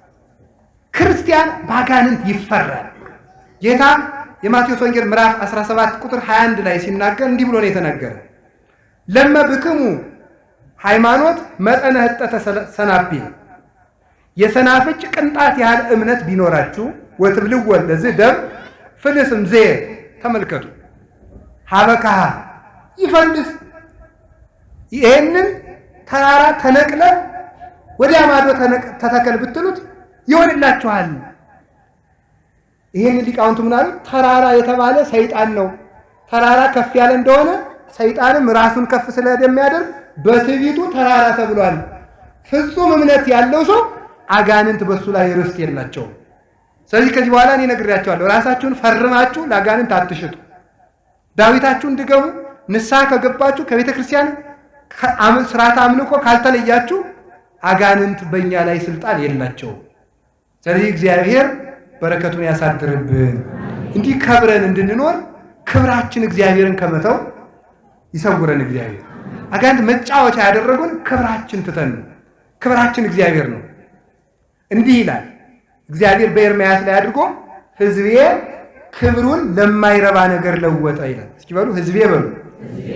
ክብሩን ለምን ለወጠ አለ? ለማይረባ ነገር ለወጠ። የማይረባ ነገር ምንድን ነው? ከእንቅልፍ ያተረፍነው ምን አለ? እስኪ ንገሩ። ለምን ሌሊት ብንጸልይ ኖሮ ከስንት ፈተና እንድን ነበር። ለማይረባ እንቅልፍ ከእንቅልፋችን 1 ሰዓት መቀነስ አቅቶን ሌሊት ተኝተን በማደራችን ወደ ፈተና ገባን። ባለቤቱ ምንድን ያለ? ትግህ ወጸልዩ ከመ ይትባኡ ውስተ መንሱት፣ ከፈተና እንድትድኑ ምንድን ያለ? ምን ብላችሁ ጸልዩ? ጸልዩ ብቻ አላለ። ተግታችሁ። ትጋት ማለት እንቅልፍን መቀነስ ናት። ትጋት የተባለችው ማለት ለማይረባ እንቅልፍ ለምን እናድራለን? ፈተና በራሳችን ላይ እናመጣለን። ለማይረባ እንጀራ ክብራችን ትተን የለም። ለማይረባ ነገር ከመጠጡ ያተረፍነው ምን አለ? ከዘፈኑ ያተረፋችሁት ምን አለ? አሁን ዘፈን ኃጢአት ነው? ጽድቅ ነው? ዘፈን ያስኮንናል? አያስኮንንም? የሰርግ ጊዜሳ ይላል። አሁን ቄሱም እያስነካው ነው አሉ። ሰርጉ ይሄንን እስክስታ ማለት ነው። ዲያቆን ከዘፈነ ፍየል ዝም አይደለም። ይሄ ነውር ነው በእውነቱ ማለት ነው። ይሄ ነውር ነው። ፍትሐ ነገሥት አንቀጽ 11 ላይ ሲናገር ካህናት ከምዕመናኑ የት ሄደው ሰርግ የሰጧቸውን በልተው ባርከው ይምጡ እንጂ በእጃቸው ሊያጨበጭቡ በእግራቸው ሊያሻበሽቡ አልተፈቀደም። ቢያደርጉ ከክህነታቸው ይሻላል። ስለዚህ እንዳታዘፍኑ እንግዲህ ማለት እንደሚዘፍን ቄስም ከመጣ ወይ ዲያቆን ናና እናቴ አንተ ቤት ክህነት ብላችሁ በጊዜ ሸኙት ማለት ነው። አንዳንድ ጊዜ እኮ ምዕመንም ያሳፍራል። እውነቴን ነው። አንዳንድ ምዕመን ጥሩ ነው። አንድ ከተማ ያሉ አባት ዝክር ባርኩልኝ ብላ ንሳ ልጃቸው ትጠራቸዋለች። በአብይ ጾም ትጠራቸው በ5 ሰዓት ተኩል ኋላ አቅርባ በሉ ብሎ አባ ብላ አቀረባ። ሲበሉ ነይ እናቴ ወለተ ማለት ነይ ጉረሽ ይላል። አባ እኔ ስላስቀድስ ነው ብላ እች መናጢ ተጫወተችብኝ አሉ። ከዚያ በኋላ ምን ያደርጋሉ ማለት ነው? ያስቀድሳሉ ማለት ነው። ጥሩ አደረገች እንደዚህ ያለ። የኢትዮጵያ ሕዝብ እኮ ደግ ነው አይደል? ደግ ናቸው እንዳትኮሩ እንጂ ደግ ነው። ለንስሐ አባቱ ቢራ እየጋበዘ አብሮ ሰክሮ እሑድ ዶ አባቴ ሰክር ያለው ቀኖና ይስጡኝ ይላል። አብሮ ተለሰከረው ንስሐ አባቱ ማለት ነው። ይሄ ደግ ሕዝብ ነው በእውነት ማለት ነው። ግን እንደዚህ አታድርጉ። ንስሐ አባቶቻችሁ ንስሐ ልጆቻችሁን መጠጥ ቤት ይዛችሁ አትጋብዙ። እንግዲህ እነዚህ እዚህ ያሉት ካህናት ደጋጎች ስለሆኑ አይቆጡብኝም፣ ችግር የለም እና አትጋብዟቸው። እንደው ውሃጥም ግድል ያርጋቸው። ፈትልክ ብላችሁ ሆቴል ይዛችሁ አትግቡ። በቃ ምን ይሁን ከቤታቸው ከሆነላችሁ አሟሉላቸው። ከቤታቸው እንዲበሉ ማለት ነው። ከቤታቸው እንዲጠጡ አድርጉ። ደግሞም ቅዱስ ጳውሎስ ይላል ደግነቱ ብናገር ችግር የለው ማለት ምክንያቱም ከእናንተ ብር ስለማልፈልግ መናገር እችላለሁ። ተመስገን ቢሆን ኑሮ እንድንሰጠው ትሉኝ ነበር። አልፈልግም፣ ስለዚህ መናገር እችላለሁ። ህጉ ምን ይላል? ስለዚህ ቅዱስ ጳውሎስ ተራራ የሚያህል ስብከት ሰብከን ድንብላል ያህል ላንበላ ነው ወይ ይላል። እውነት እኮ ነው አይደለም? ንገሩኝ እንጂ ተራራ የሚያህል ሰብከን ድንብላል ያህል ላንበላ ነው ወይ? ምን ማለት ነው? ተመልከቱ። ክርስቶስን አብልተናችሁ ቁራሽ እንጀራ መብላታችን ብርቅ ነው? ብርቅ ነው ወይ? እስኪ ንገሩኝ። አይደለም በእውነቱ ማለት ነው። እኛ ተመልከቱ። ደግሞስ ቅዱስ ጳውሎስ እንዲህ ይላል፣ ሌላው ግብር እየተቀበለ እኛ አይገባንምን ይላል። ሌላው ማን ነው? ሌላው መንግስት እኮ ነው። ሌላው የተባለ መንግስት ነው። ቅዱስ ጳውሎስ ተናገረው። ለምን ሌላው የተባለ ለምን ይመስላችኋል? ሌባው አይደለም፣ ሌላው ነው። ካልህ ማለት ነው። ሌላው ነው ያልኩት። እናንተ ሰዎች ነገረኛ ናቸው መሰለኝ። እኔ ያልኩኝ ሌላው ነው። ዳና ዘርዋን ነው ያልኩት። እሺ ደግሞ እንዳታመሳሰሉት ማለት ነው። ካልኡ ነው ሌላው እና ለምንድን ነው የእነሱ ግብር የሚደነቀው? አሁን መንግስት መሬት ፈጥሯል እንዴ? የመንግስት ግብር ይቀበላል። መሬት እሱ ነው የፈጠረልን። ባልፈጠረው መሬት እሱ ግብር ከተቀበለ ተመልከቱ። ባልፈጠረው መሬት ላይ የሚሰሩ የንጉሱ ሰራዊት ገንዘብ የሚቀበል እኮ ነው። መሬትን የፈጠረው የእግዚአብሔር ወታደር እንዴት እኔ እንጀራ አይገባኝም? ቅዱስ ጳውሎስ ግን መልሶ ምን ይላቸዋል? ቆሮንቶስ አንደኛ ቆሮንቶስ ምዕራፍ 8 ነው። ግን ከእናንተ ገንዘብ መቀበል ለእኔ ውርደቴ ነው። ለምን? ስለነገርኳችሁ። አሁን ገንዘብ ብትቀበል ያችን እኮ የሰበከን እንድንሰጠው ነው ስለምትሉኝ አልቀበልም። እንደዚህ ከማይሉኝ ከፊልጵስዩስ ሰዎች ተቀብያለሁ ይላቸዋል። ከነዚህ አቀበላለሁ፣ ከእናንተ አልቀበልም። ለምን? ለሌሎች መምህራን ትምህርቱን እንድትይዙት ነው እንጂ ለእኔ አይደለም እንደዚህ የምላችሁ ብሎ ይነግራቸዋል ማለት ነው። ከቃሉ ጋር ናችሁ። እግዚአብሔር ከሁላችን ጋር ነው። ሲጀመር ካህናት አንድ ካህን አሁን ካህናት እጥረት ስላለ ነው እንጂ 12 ንስሐ ልጅ ነበር የሚኖረው። 12 ንስሐ ልጅ ይኖረዋል። ለ12ቱ ይጸልያል፣ ለ12ቱ ይጾማል፣ ለ12ቱ ይሰግዳል። ቤቱን ግን የሚያስተዳድሩ 12ቱ ናቸው። በወር ደመወዝ የሚቆርጡለት ማለት ልጅ ቢወልድ ልጆቹን አሳድገው የሚድሩለት ማጫ ሰጥተው ንስሐ ልጆቹ ናቸው። እናንተ የ50 ብር ሻሽ ከሰጣችሁ መመጻደቅ በእውነቱ ማለት እኒህ ሌቦች ቤተክርስቲያን እኛ አብልተን እኛ ባለበት ናቸው ካባ እኛ እንትን ባልናቸው። ደግሞስ እግዚአብሔር እናንተ ምጥጥ ብላችሁ ብትጠፉ እኛን ማስተዳደር ያቅተዋል? እኔ እውነቴን ነው የምነግራችሁ ማለት ያቅተዋል? አሞራ አብልቶ የሚያሳድር እግዚአብሔር እኔን አያበላኝም? ለምንድነው የማያበላ? ስጋውን ደሙን ያልከለከለኝ መድኃኔዓለም ማታ በልተውት ጧት አሳር የሚሆን እንጀራ ይከለክለናል? እናንተ የምትሰሩት ስራ መስራት የማንችል ይመስላችኋል? የእግዚአብሔርን ቃል የተማርን ሰዎች የእናንተን ኤቢሲዲ የሚያቅተን ይመስላችኋል? ይህንን ፈጽሞ ማሰብ ይጠበቅብና በእውነቱ አትመጻደቁ ብዬ አላችሁ። ከቃሉ ጋር ናችሁ። እግዚአብሔር ከሁላችን ጋር ይሁን። ስለዚህ ሕዝቤ በሉ ክብሩን በምን ለወጥ አለ? ለማይረባ ነገር የማይረባ ማለት ሲሞቱ ተከትሎ የማይሄድ ማለት። ሲሞቱ ተከትሎ የማይሄድ ነገር ሁሉ የማይረባ ነው። ለማይረባ እንጀራ ብላችሁ ጾም ሰዓት አትሻሉ። ለማይረባ እንቅልፍ ብላችሁ ጸሎታችሁን አታቋርጡ። ለማይረባ ገንዘብ ብላችሁ እምነታችሁን አትለውጡ። ክብራችሁን አታዋርዱ። በሐሰት አትማሉ። ከቤተ ክርስቲያን አታፈግፍጉ። ምንም ነገር ሱስ ያለባችሁ ሰዎችም ካላችሁ ከዚህ ነገር የማተርፈው ምንድን ነው ማለት አለባችሁ። ምን እረባለሁ፣ ምን እንጠቀማለሁ ማለት ይጠበቅባችኋል። ትርፉን ካሰባችሁት ከኃጢአት መላቀቅም ቀላል ነው። ስለዚህ ሰውነታችሁ ከብራ የምትታየው ክርስቶስ ሲመጣ ነው ስላለ ያን ጊዜ እንድንከብር የሚያከብረንን ስራ እንድንሰራ እግዚአብሔር ይርዳን። እግዚአብሔር ይርዳን። እንድናከብረው የሚያስፈልገን አንድ ነገር ነው። በዚህ ዘመን እግዚአብሔር እንዲያከብረን እኛ በእግዚአብሔር እንድንከብር ከሚገባ ነገሮች አንድ እንድናከብረው የሚገባ ነገር አለ። እሱም ክህነት ይባላል። እስኪ ክህነት በሉ። ምን አላችሁኝ? ክህነት ነው። አሁን እውነት ነው የምነግራችሁ። በዚህ ዘመን ከተፈጠረብን ችግር አንዱ የችግራችን ምክንያት ክህነት መደፈሩ ነው። በጣም ክህነት እየተደፈረ ነው። በውሸት ክህነት የሚያመጡ ሰዎችም አሉ። ክህነትን የሚደፍር ህዝብን በዝቷል ማለት ነው። በሁለቱ ምክንያት ቁርባን ከተደፈረ እግዚአብሔር ደግሞ ሰውን ለሞት ይሰጣል፣ አሳልፎ ይሰጣል። ስለዚህ ምን ይላል? እንድትከብሩ አለ። ተመልከቱ፣ እንድትከብሩ ምን አለ መሰላችሁ? ኃጢአትን ተውት አለ። ስለዚህ ምክንያት አለ ዝሙትን ከእናንተ አስወግዳት፣ ኃጢአትን ተጸየፉት፣ አመፃን ቅሚያን ተውት ብሎ ይናገራል። እና ክህነትን ማክበር ይጠበቅብናል። ለምንድን ነው ክህነት የሚከብረው? ስለዚህ ጉዳይ ነው የፈለግኩት። የክህነትን ክብር በጥቂቱ ልንገራችሁ ብያለሁ። የክህነትን ክህነት አላችሁ አይደል? ክህነትን የሰጠ ራሱ መድኃኔዓለም ኢየሱስ ክርስቶስ ነው። ባጭሩ ሁሉም ሰው ሳይሆን ለጥቂት ሰዎች ክህነትን ሰጥቷል። ያ ክህነት ምንድን ነው ስትሉኝ ጌታችን ኢየሱስ ክርስቶስ ለሐዋርያት የሰጠው ስልጣን ነው። ክርስቶስ በምድር ላይ ሲመላለስ 5 እንጀራ አበርክቶ ለ5000 ሕዝብ አብልቷል። ለ5000 ሕዝብ መብሉን 5000 ሕዝብ ተሳትፎታል። ክህነቱን የሰጠ ግን ለ12 ሰዎች ብቻ ነው። እየተረዳችሁ ነው። ፈውስ ብዙ ሰው አግኝቷል። ጤና ብዙ ሰው አግኝቷል። ትምህርት ሁሉም ሰው አግኝቷል። ክህነት ግን የሰጠው ለስንት ነው? ለ12 ብቻ ነው። የሰጠው ለቅዱስ ጴጥሮስ ነው። ክህነት የመንግስተ ሰማያት መክፈቻ ቁልፍ ነው።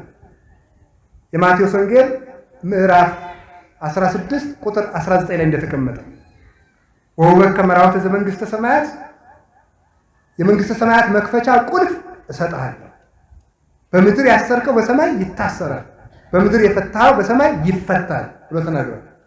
ስለዚህ የመንግስተ ሰማያት መክፈቻ ቁልፍ መንግስተ ሰማያት ቤት ብትሆን መንግስተ ሰማያት ወደሚባለው ቤት መግባት የሚፈልግ ሰው ቁልፉን ማግኘት አለበት። ያ ቁልፍ ምንድን ነው? ክህነት። ለቅዱስ ጴጥሮስ የተሰጠው ያ ክህነት። ኃጢአትን ይቅር የማለት ስልጣን። አሁን ብዙ መናፍቃን ይላሉ እግዚአብሔርን ፍታኝ ማለት ሲገባ ለምንድን ነው ቄስን ደል ይፍቱኝ የምንለው ይላል። ለማወናበር ሲፈልግ ለምንድን ነው ንስሐ አባት የሚይዘው? ራሴ ክርስቶስን ፍታኝ አልለውም እንዴ? ዙሪያ ጥምጥም የሚያስፈልገው ለምንድን ነው ብለው ይናገራል። ግን ጌታ እንዲህ አለ። የዮሐንስ ወንጌል ምዕራፍ 20 ላይ ለንስኡ መንፈሰ ቅዱሰ፣ መንፈስ ቅዱስን ተቀበሉ፣ ለለሃደግሙ ኃጢአተ ይትሐደግ ሎሙ፣ ኃጢአቱን ይቅር ላላችሁለት ኃጢአቱ ይቅር ይባልለታል። ወለለ ኢሃደግሙ ኃጢአተ ይትሐደግ ሎሙ፣ ኃጢአታቸውን ይቅር ላላላችኋቸው ግን ኃጢአታቸው አይቀርላቸውም። ተመልከቱ፣ እናንተ ኃጢአቱን ይቅር ያላችሁለት ሰው ኃጢአቱን እኔ ይቅር እለዋለሁ አለ። ለማን? ለሐዋርያት።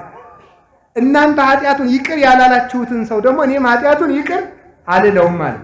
ስለዚህ ተመልከቱ፣ እናንተ ይቅር ማለት ትችላላችሁ ብሎ ይቅር የማለትን ስልጣን የሰጣቸው ማለት ነው ክርስቶስ ነው።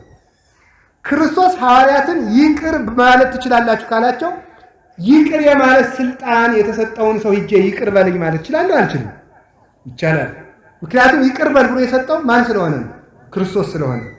ይፍቱኝ ጴጥሮስ ሆይ አለው፣ አንተ ያሰርከው እኔም በሰማይ አስረዋለሁ ካለው አንተ የፈታኸውን እኔም እፈታዋለሁ አለ። ጴጥሮስ ፍታኝ ማለት ይቻላል? ምክንያቱም አንተ የፈታኸውን እኔ እፈታለሁ ብሎታል። ስለዚህ ቅዱስ ጴጥሮስ ፍታኝ ካል ክርስቶስ ይፈታኛል ማለት። ምክንያቱም ምን ብሎ ተናግሯል? ዘኪያክሙ ተወቅፈ ኪያየ ተወቅፈ፣ እናንተን የተቀበለ እኔን ተቀብሏልና ብሎ ተናግሯል። እናንተን የተቀበለ እኔን ተቀብሏልና። ሐዋርያትን የተቀበለ የሐዋርያት ጌታ ክርስቶስ ያድርበታል ማለት። አብን መንፈስ ቅዱስም መጥተው ያድሩበታል። ስለዚህ የመንግስተ ሰማያት መክፈቻ ቁልፉ ክህነት ነው። የኃጢአት ይቅርታ ማግኘት የሚቻለው በሐዋርያት ክህነት ብቻ ነው። የኃጢአት ይቅርታ ቁልፉ የጠፋበት ሰው ወደ ቤቱ እንደማይገባው መስኮት ካልሰበረ በቀር፣ ከሰበረ ደግሞ ሌባ ነው። ክህነትን የጠላ ሰው ወይም ንስሐ አባት የሌለው ሰው ድህነት ማግኘት አይችልም። ለምን? ቁልፉ የለውም። ለምን? ክርስቶስ ይቅር አይለውም። ለምን? ይቅርታ ማግኘት የሚቻለው በቅዱሳን ሐዋርያት በኩል ብቻ ስለሆነ ነው። ሁሉም ሰው ካህን ነው ወይ ቢባል አይደለም። ሁሉም ሰው ካህን አይደለም። ሁሉም ሰው ካህን ቢሆን ኑሮ ለሁሉም ሰው ክርስቶስ ክህነት በሰጠ ነበረ። ቅዱስ ጳውሎስ ይህንን በደንብ አድርጎ አስረድቷል። ሁሉም አካላችን ዓይን ነው ወይ ይላል። ነው በሉስ እንጂ ሁሉም አካላችን ጆሮ ነው? ሁሉም አካላችን እግር ነው? ለምሳሌ እግራችን ሁሉ ዓይን ቢሆን መራመድ እንችላለን? በቃ በቀኑ ሙሉ ስናለቅስ ነበር ምኑ ማለት ነው። በታች እየወጋን ምኑ ማለት ነው። ሁሉም ዓይን አይሆንም። ሁሉም ጆሮ አይሆንም። ሁሉም ካህን አይደለም። ቅዱስ ጳውሎስ ለጢሞቴዎስ ሲልክለት በአንደኛ ጢሞቴዎስ ምዕራፍ 3 ላይ በማንም ሰው ላይ እጅህን አትጫን ብሎታል። እስኪ በሉ በማንም ሰው ላይ በሉ። ምን አትበል ነው ያለው? እጅህን አትጫን። እጅ የሚጫንበት ለክህነት የተመረጠ ሰው ነው። ሌላው ምዕመን እጅ አይጫንበትም ለክህነት ማለት ነው። ማንም ሰው ካህን አይሆንም እያለ ክርስቶስም 12ቱን እንጂ ሁሉንም አላደረገም። የመስዋዕቱን ክህነት መፈጸም የሚችሉ ምስጢራተ ቤተክርስቲያንን መፈጸም የሚችሉት የቅዱሳን ሐዋርያት ስልጣን የተሰጣቸው ናቸው። ጌታ ሐሙስ ማታ ስጋውን ደሙን የሰራው ለዓለም ነው ለሐዋርያት ብቻ ነው? ስጋው ደሙ ለማን የተሰጠ ነው? ለዓለም ነው። ግን ሐሙስ ማታ ያቆረበ ግን እነማንን ብቻ ነው? ሐዋርያትን ብቻ ነው። ለምንድን ነው ሁሉንም ሰው ያላቆረበው? የዛለት ሲባል የዚያለቱ ቁርባን የምስጢረ ቁርባንና የክህነትን ምስጢር የሚያሳይበት ቀን ስለሆነ ነው። የዛለት ቀዳሾቹ የቆረቡበት ቀን ነው። ለቀዳሾቹ ያስተማረበት ቀን ነው። ከዚህ በኋላ እናንተ እንደኔ እያደረጋችሁ እሱ ቀድሶ እንዳቆረባችሁ እናንተም እየቀደሳችሁ አቁርቡ ብሎ ሰጥቷቸዋል ማለት ነው። ማንም ሰው ክህነትን ጢሞቴዎስን ተመልከቱ፣ ለተመረጠ ሰው ስጥ ብሎ እንደተናገረው ዲያቆናት እነማን መሆን እንዳለባቸው ለይቶ ተናግሯል። አንደኛ ጢሞቴዎስ ምዕራፍ 3 ላይ አሁን የሚጠቅሱት ሰዎች አሉ። አንደኛ ጴጥሮስ ምዕራፍ 2 ላይ ቁጥር 5 ላይ ሁሉንም ሰው ለክህነት ተመርጧል ብለው ይጠቅሱታል። ሰዎች ከኦርቶዶክስ ተዋሕዶ እምነት ውጭ የሆኑ ሰዎች ፕሮቴስታንቶችም ሁሉም ምዕመን ክህነት አለው ይላል። ምክንያቱም ራሳችሁን ለተመረጠች ቅድስት ክህነት ራዕየ ዮሐንስ ምዕራፍ 1 ላይ እግዚአብሔር እናገለግለን ዘንድ ካህናት አድርጎ ለመረጠን የሚል ጥቅስ ስላለ ሁሉም ክርስቲያን ካህን ነው ይላል። በጣም ግሩም ነው። ሁሉም ክርስቲያን ካህን ነው አይደለም? ነው ያዙ ዝም ብላችሁ ነው። ሁሉም ክርስቲያን ካህን ነው ማለት ምን ማለት ነው? ሁለት አይነት ክህነት ነው ያለው። አንደኛው ምስጢራት የሚፈጸሙበት ክህነት። ምን የሚፈጸሙበት? ምን አልኳችሁ? ምስጢራት ማለት ምን ማለት ነው? ምስጢረ ቀንዲል፣ ምስጢረ ተክሊል። ቀንዲል ለምሳሌ አሁን ቅባ ቅዱስ መቅባት ማለት ቅባ ቅዱስ ቀብቶ መፈወስ፣ ምዕመንን መፈወስ። ይሄ ምስጢራትን መፈጸም የሚችለው ይሄኛው ክህነት ነው። ባልምሮተ እድ የሚሾም ልክ በማንም ሰው ላይ እጅን አትጫን ተባለ። ሐዋርያት ለደቀ መዛሙርታቸው እጅ ጫኑ፣ እነዚያ ለደቀ መዛሙርታቸው እጅ ጫኑ፣ እነዚያ ለደቀ መዛሙርታቸው እጅ ጫኑ፣ እነዚያ ለደቀ መዛሙርታቸው እጅ ጫኑ፣ እነዚያ ለደቀ መዛሙርታቸው እጅ ጫኑ፣ እነዚያ ለደቀ መዛሙርታቸው እጅ ጫኑ። እንዲህ እያለ ያለ ተመትሮ ሰንሰለቱን ጠብቆ ከኛ ደረሰ። በዚህች ሲመት የመጣ ሰው ምስጢራትን መፈጸም ይችላል። ይህንንም ያሳውቅ ዘንድ ያዕቆብ ምዕራፍ 5 ላይ እንዲህ አለ፣ እመቦ እምስቴትክሙ ዘይደዊ ለይጸውዕ ቀሳውስተ ይጸልዩ ሎቱ ወይቅብዕዎ ቅብአ ቅዱሰ። ከእናንተ መካከል የታመመ ሰው ቢኖር የቤተ ክርስቲያን ቀሳውስትን ይጥራ፣ እነሱም ይጸልዩለት ይላል። ለምን ራሱ ጸልዮ ይቀባል አለ?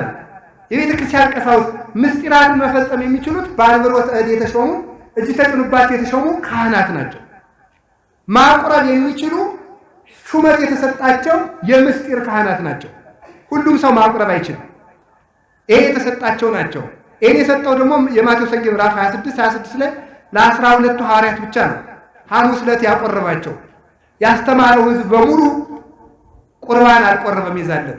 ሌላውን የሚያቆርቡት በእነሱ ክህነት እንደሆነ ያውቃልና፣ ስለዚህ ለምስጢራት የሚሆን ጋብቻን ባርኮ የማጋባት ድዊ የሚፈወስበትን ቅባ ቅዱስ የመቅባት። አሁን ቅባ ቅዱስ ከቃሉ ጋር ነው። ማንኛውም ቄስ በቅባ ቅዱስ የመፈወስ ስልጣን አለ። ማንኛውም ቄስ ማለት። አሁን ግን ቅባ ቅዱስ መነገጃው ነው። ይኸው እንደምታውቁት ማለት እየተነገደበት ነው። እንትና የተጸለየው እንዲሁ ሰው መቼስ የከተማ ሰው ጅል አይደል? ጅል ነው አይደል? አዎ ጅል ነው። እና ምንድን ነው የሚለው አሁን ሌሊት ለሚያስፈራራ ለሚያስደነግጥ በፍርሃት ለሚለው ሕፃናት ሌሊት እንትን ስለሚላቸው ከገዳም የተጸለየበት ነው 10 ብር ነው እያያዛችሁ ይላል። የት ገዳም ነው የተጸለየበት ብሎ አይጠይቅም። ገዝቶ ተመስገኑ ይዞ ጭልጥ እነማን ይጸልይ የበረሃ አባቶች የጸለዩበት ባይታዋን የጸለዩበት በጣም የሚፈውስ ገርግር አይነጠላ እንጀራን ገርግር ድርድር ያሉ ነው ይጠራረና ለዚህ ሁሉ የሚረጅ ነው። ከበረሃ ተጸለዩበት እነማን ናቸው የጸለዩበት? በደንብ እየተዘረፋችሁ ነው። ልብ እንዲኖራችሁ ነው እንጂ የሳውን አሁን ምን ይቀርብኛል ብላችሁ። ስለዚህ አሁን ማስተዋል የሚገባ ምንድነው? ማንኛውም ሰው አሁን ደግሞ ሰው ምን ያደርጋል? ቅባ ቅዱስ ገዝቶ ቤቱ ቁጭ ኋላ ቅባ ቅዱስን አምጥቶ ለንስሐ አባቱ ስጥና ይግቡኝ ይላል ማለት ነው። አሁን ነው ምዕመን ከቤቱ ቅባ ቅዱስ እንዲያስቀምጥ አይፈቀድም። ከቤተ ክርስቲያን አባቶች ናቸው አውጥተው ከተቀደሰበት ነው አውጥተው መቅባት የሚችሉ። ከተቀደሰበት ከመብራቱ አውጥተው ነው የሚቀቡት። እንዲያውም ካህናት ስለሚያንሱ ነው እንጂ 7 ቀሳውስት ጸልየው ነው ድውዩን የሚቀቡት ራሱ እንደ ቅዳሴ ማለት ነው።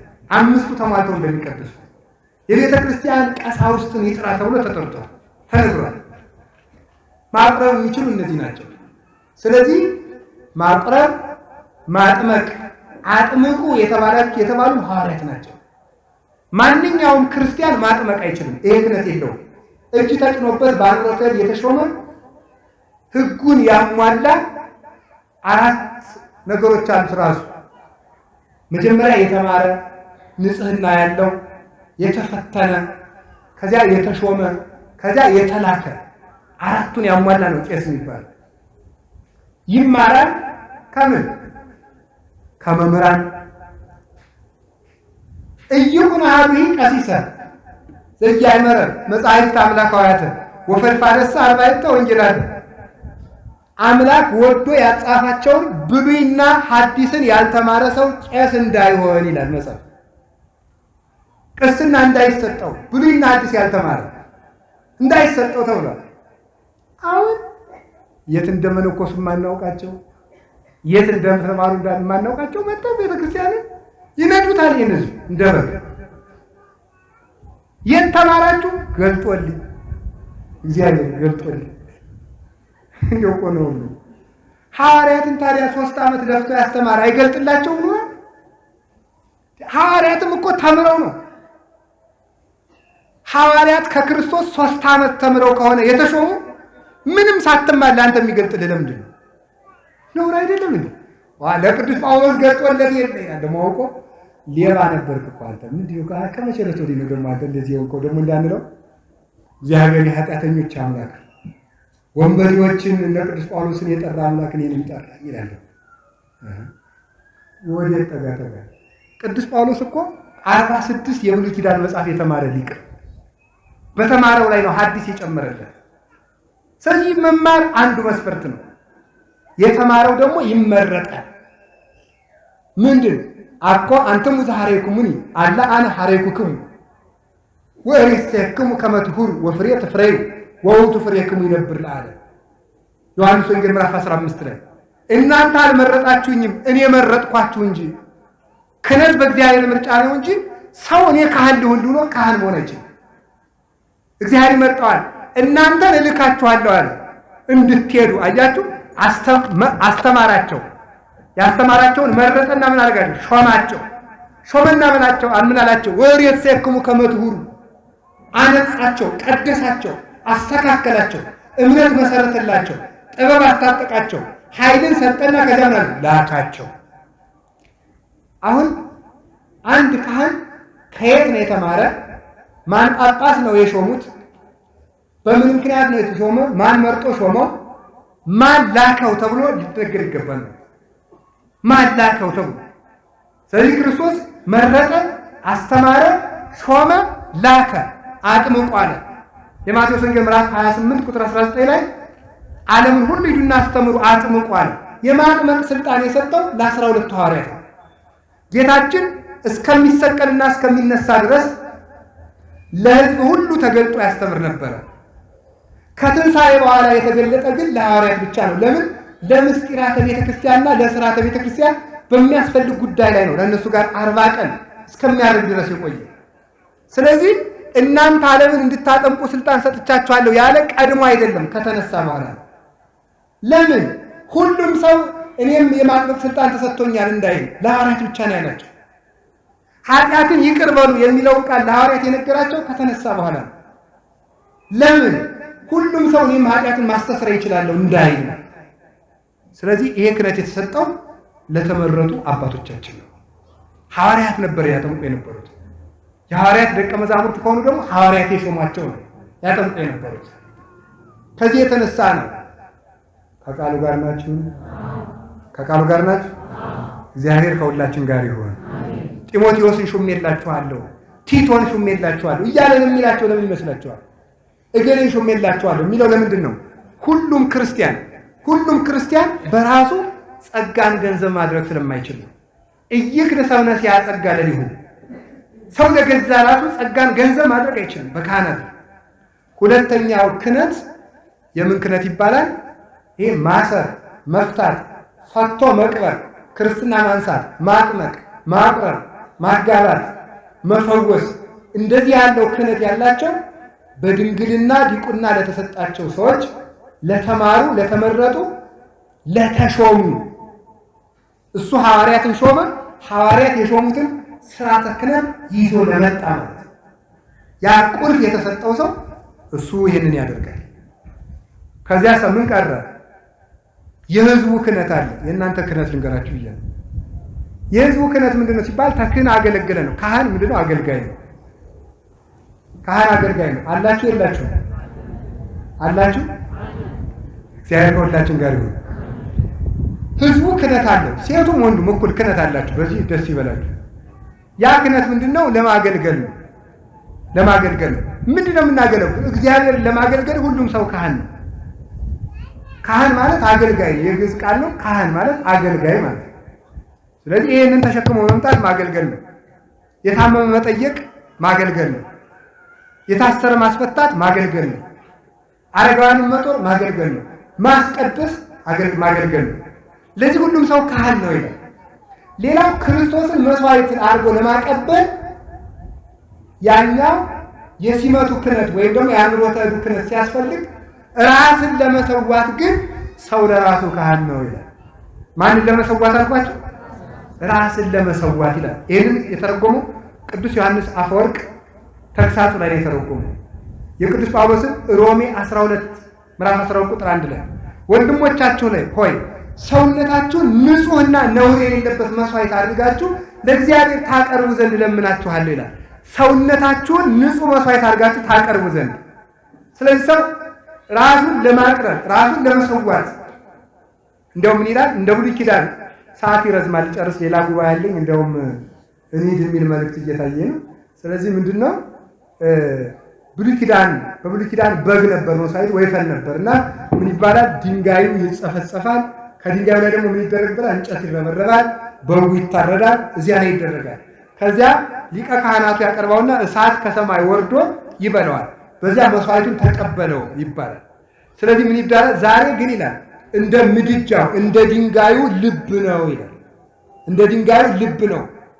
ሰው ደግሞ ራሱ ሊቀ ካህናት ይሆናል። ለዚህ ራሱ መስዋዕት ለማቅረብ የሚያርደው በግና ሙክት ደግሞ ምንድን ነው ይላል? ምሕረት ወሄሩና የዋሃት ወንጽህና ትዕግስት ወትህትና ናቸው ይላል ቅዱስ ዮሐንስ አፈወርቅ። ስድስቱ ናቸው እነዚህ ፍሪዳዎች ናቸው ይላል። ምሕረት ርኅራኄ 2 ከዚያስ ትዕግስት 3 ትህትና 4 የዋህነት 5 ንጽህና 6 እነዚህ ምንድን ናቸው ይላል? እንጨቶች ናቸው። ይቅርታ እንጨቶች ናቸው፣ መረብረቢያዎች ናቸው። ፍሪዳው ምንድነው? ጸሎትና አገልግሎት ነው። ስለዚህ ሰውነቱን ምድጃ አድርጎ እነዚህን ደግሞ እንጨት አድርጎ ፍቅርን እሳት አድርጎ ይላል። ፍቅርን እሳት አድርጎ ይሄንን የተቃጠለ መስዋዕት አድርጎ ለእግዚአብሔር መስዋዕት ያቀርባል። ስለዚህ ራሱን መስዋዕት አድርጎና ንጹህ ጸሎት ለእግዚአብሔር ለማቅረብ ማንኛውም ክርስቲያን ለራሱ ካህን ነው ይላል። ስርየተ ኃጢአት ለማግኘትና ጸጋ እግዚአብሔርን ለመቀበል ግን ከቅዱሳን ሐዋርያት ስልጣን ጋር መሳተፍ ይገባል ማለት ነው። ይህንን ክህነት ልናከብረው ይገባል ለማለት ነው። ክህነቱን ካከበርነው እግዚአብሔር ያከብረናል። ሌላ ጊዜ ከተገናኘ ክህነትን ማክበር ማለት ምን ማለት ነው የሚለውን እንነጋገራለን ማለት ነው። እና ንስሐ አባታችሁ የሚላችሁን ነገር በደንብ አድርጋችሁ ስሙ። ቀኖና ስትገቡ ንስሐ አባታችሁ ከሚሰጣችሁ በላይ አትጨምሩ። በጣም ነውር ነው። 10 ስግደት ካለ 10 ስገድ በቃ 15 አይቻልም፣ 11ም አይቻልም። ምክንያቱም ምን ማለት ነው? ከካህኑ ስልጣን በላይ ነኝ እኔ ማለት ነው። አንተ ለራስህ ቀኖና እየሰጠህ ነው ማለት ነው። አይቻልም፣ እንደሱ አይደረግም። ከዚያም አታሳንሱ። ያዘዟችሁን ስሩ። ሌላ ምንድን ነው ያለ ተመልከቱ። የሚሏችሁን ሁሉ አድርጉ ተብሎ ስለተነገረ የታዛችሁትን ስሩ። ስለዚህ ቀኖናችሁን በአግባቡ ፈጽሙ። ስትናዘዙ አትቀንሱ፣ ቀንሳችሁ አትናገሩ። ከካህናት አባታችሁ ጋር ስትቀመጡ ለቄስ እንደምትናገሩ ሳይሆን ለክርስቶስ እንደምትናገሩ ነው ማሰብ። ምክንያቱም እናንተን የተቀበለ ተቀበለ ስለተባለ ቄሱ በገዛ አሁን ይፍቱኝ ስትሉ ፈትቻለሁ እላለሁ እንደኔ ምን ነው እግዚአብሔር ይፍታ። ይፍቱኝ ስትሉ እኔን ይፍቱኝ አባ ስትሉ እግዚአብሔር ይፍታ እምላችሁ ከሆነ ስትነግሩኝም ለእግዚአብሔር እየነገራችሁ እንደሆነ ነው ማሰብ ማለት። ሰው ለንስሐ አባቱ ሲነግር ለእግዚአብሔር እንደነገረ ካሰበ እረፍት ያገኛል። አንዳንድ ጊዜ ንስሐን ስነግራቸው አባቴ ቀላል ቀኖና የሰጡኝና ይቅርታ ማገኝ አይመስለኝም፣ እንደው በዚህ እኔ የሚበቃኝ አይመስለኝም ይላል ሰው ማለት ነው። ምን ጨነቃችሁ? አንድ ዝም ብላችሁ አንዲት ስግደት ስገድ ብሎ ከሰጠ ይቅርታ አግኝታችኋል። አንዳንዱ ይቅርታ ያገኘው ስላልመሰለኝ ብሎ ደግሞ ገዳም መልሶ ይናዘዛል። ውሃ ውስጥ የተጣለ ደብዳቤ መልሶ እንደማይነበብ ለካህን የተነገረ ኃጢአት መልሶ አያስጠይቅም። ለምን? የሰማው ማን ስለሆነ ነው? ክርስቶስ ስለሆነ ነው። ይቅርታ የሚሰጠው ማን ስለሆነ ነው? ክርስቶስ ስለሆነ ነው። ስለዚህ በክብር እንድትገለጡ ክህነትን አክብሩ። ካህናትን አትዳፈሩ። ካህናትን አትሳደቡ። እኔ እውነቴን ነው የምነግራችሁ። ኃጢአት እንኳን ሲሰሩ ብታዩ ተሰውራችሁ ሄዱ። የካህን ኃጢአት በእናንተ ላይ አይተላለፍም። ኃጢአት እንደ በእንዴ ድሮ እንደሚባለው ተስቦ በሽታ የሚባል ነበር። ምንም ያለ የሚተላለፍ ነው። ካህኑ ኃጢአት ቢሆን የካህኑ ጸጋው እንጂ ኃጢአቱ ወደ እናንተ አይመጣም። ኃጢአተኛ አሁን ወንበዴዎች መጥተዋል። አሁን ምን እያሉ ያወናብሩ ቄሶቹ በደለኛ ስለሆኑ አሁን ቤተክርስቲያኒቱ እኮ ፈርሳለች የሚሉ ሰዎች አሉ ማለት ነው። ክርስቶስ ሌላ መንገድ አምጥቷል የሚሉ ማለት ነው። ቄስ በደለኛ ስለሆነ ቤተክርስቲያን በደለኛ አትሆነ። በገዛ ራሱ በደል ይፈረድበታል፣ ለሰው ግን ይቅርታን ያሰጣል። እንደምን ይሆናል ነው የሚለው መጽሐፍ የሚለው ፍትሐ ነገሥቱ የሚለው እንደ ወርቅ ማህተምና እንደ ጎማ ማህተም ነው ይላል። ከወርቅ ማህተም ላይ የንጉሱን ምስል ቀረጽንበት፣ ቀለም ነከርንበትና አተም ነው። የንጉሱ ምስል ከወረቀቱ ላይ ይወጣል አይወጣም? አይወጣም ማለት ነው። ይወጣል መልሱ እንጂ ይወጣል። የጎማ ማህተም ቀረጽን። ከጎማ ማህተሙ ላይ የንጉሱን ምስል ቀረጽንበት። ቀለም ነከርነውና ወረቀቱ ላይ አተም ነው። ይወጣል ይወጣል። ሁለቱ ግን እሳት ሲመጣ ይለያሉ። የወርቅ ማህተም የተባለ ንጹህ ካህን ነው። የጎማ ማህተም የተባለ ኃጢአተኛ ካህን ነው። ሁለቱም ማህተሙን ያወጣሉ ማለት ሁለቱም ለሰው የክርስቶስን ጸጋ ይሰጣሉ። እሳት ሲመጣ ግን ይለያል ማለት ፕላስቲኩ ምን ይሆናል? ይቀልጣል። ወርቁ ምን ያደርጋል? ይነጥራል ማለት ነው። ክርስቶስ ሲመጣ ለሁሉም ዋጋውን ይሰጠዋል። ለሕዝብ ግን እሱ አገልግሎቱን ይሰጣል። ምን ጨነቃችሁ እናንተ? ይፍቱ ይበሉ። የሚፈታችሁ ክርስቶስ። የምትቆርቡ የቄስ መንክርን ወይም የቄስ ገብረ ኪዳን ወይም የአባ ገብረ ኪዳን አይደለም። የአምላክን ሥጋ እኮ የምትቆርቡት። የሚወዳችሁ ክርስቶስ፣ የሚያጸድቃችሁ ክርስቶስ፣ የሚያወርሳችሁ ክርስቶስ። ከቄሱ ጋር ምን ቸገራችሁ? ስለዚህ እኔ የምነግራችሁ ክህነትን አክብሩ። ክህነትን እንድናከብር እግዚአብሔር ይርዳል። አሁን ቄስ አሁን ለምሳሌ ስትሳለሙ፣ አሁን ብዙዎቻችሁ የምትሳለሙ እኮ አንዳንድ ሰው አለ። ለምሳሌ እኔ በዚህ ሳልፍ ለምሳሌ እኔን አድርጋችሁ እያታውቁ ምሳሌ ነው። እሺ ካየሁት ይሳለማል፣ ካላየሁት ግን ተመስገን አላየኝ ማባሉ አያችሁ። ለክህነቱ ክብር የላችሁም ማለት ነው። ለክህነቱ ሳይሆን ክብር ያላችሁ ለሰው ነው ማለት ነው። ስለዚህ ብትሳለሙም አትጠቀሙ ማለት ነው። ካልተሳለሙ ይከፋቸው ምስ ልሳለም እንጂ ብሎ እንደዚህ ብሎ በእግዚአብሔር ይቀልዳል እንዴ? ነውር እኮ ነው። ክህነቱን ድሮ እኮ ካህን ብርቅ ነበር። ወንድ ደፍረን ነው ዲያብሎስም የደፈረን። ጳጳሳትን መድፈር፣ ሙልጭ አድርጎ መሳደብ። ጳጳስን ማየት ድሮ ክርስቶስን ማየት ነበር በእውነት ማለት ነው። አሁን ግን መሳደብ እንደ ትልቅ ጀግንነት እየተወሰደ ነው። እና ክህነትን አክብሩ። ማንኛውም ካህን ቢሆን ክርስቶስን እንዳገኛችሁት እየቆጠራችሁ ሂዱ። እምነታችሁ ስርየትን ይሰጣችኋል።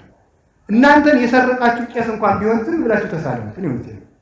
ያ ማለት ግን ቤተክርስቲያን ስትዘረፍ ዝም ብላችሁ የሌባ ተባባሪ ሆኖ አላልኩም።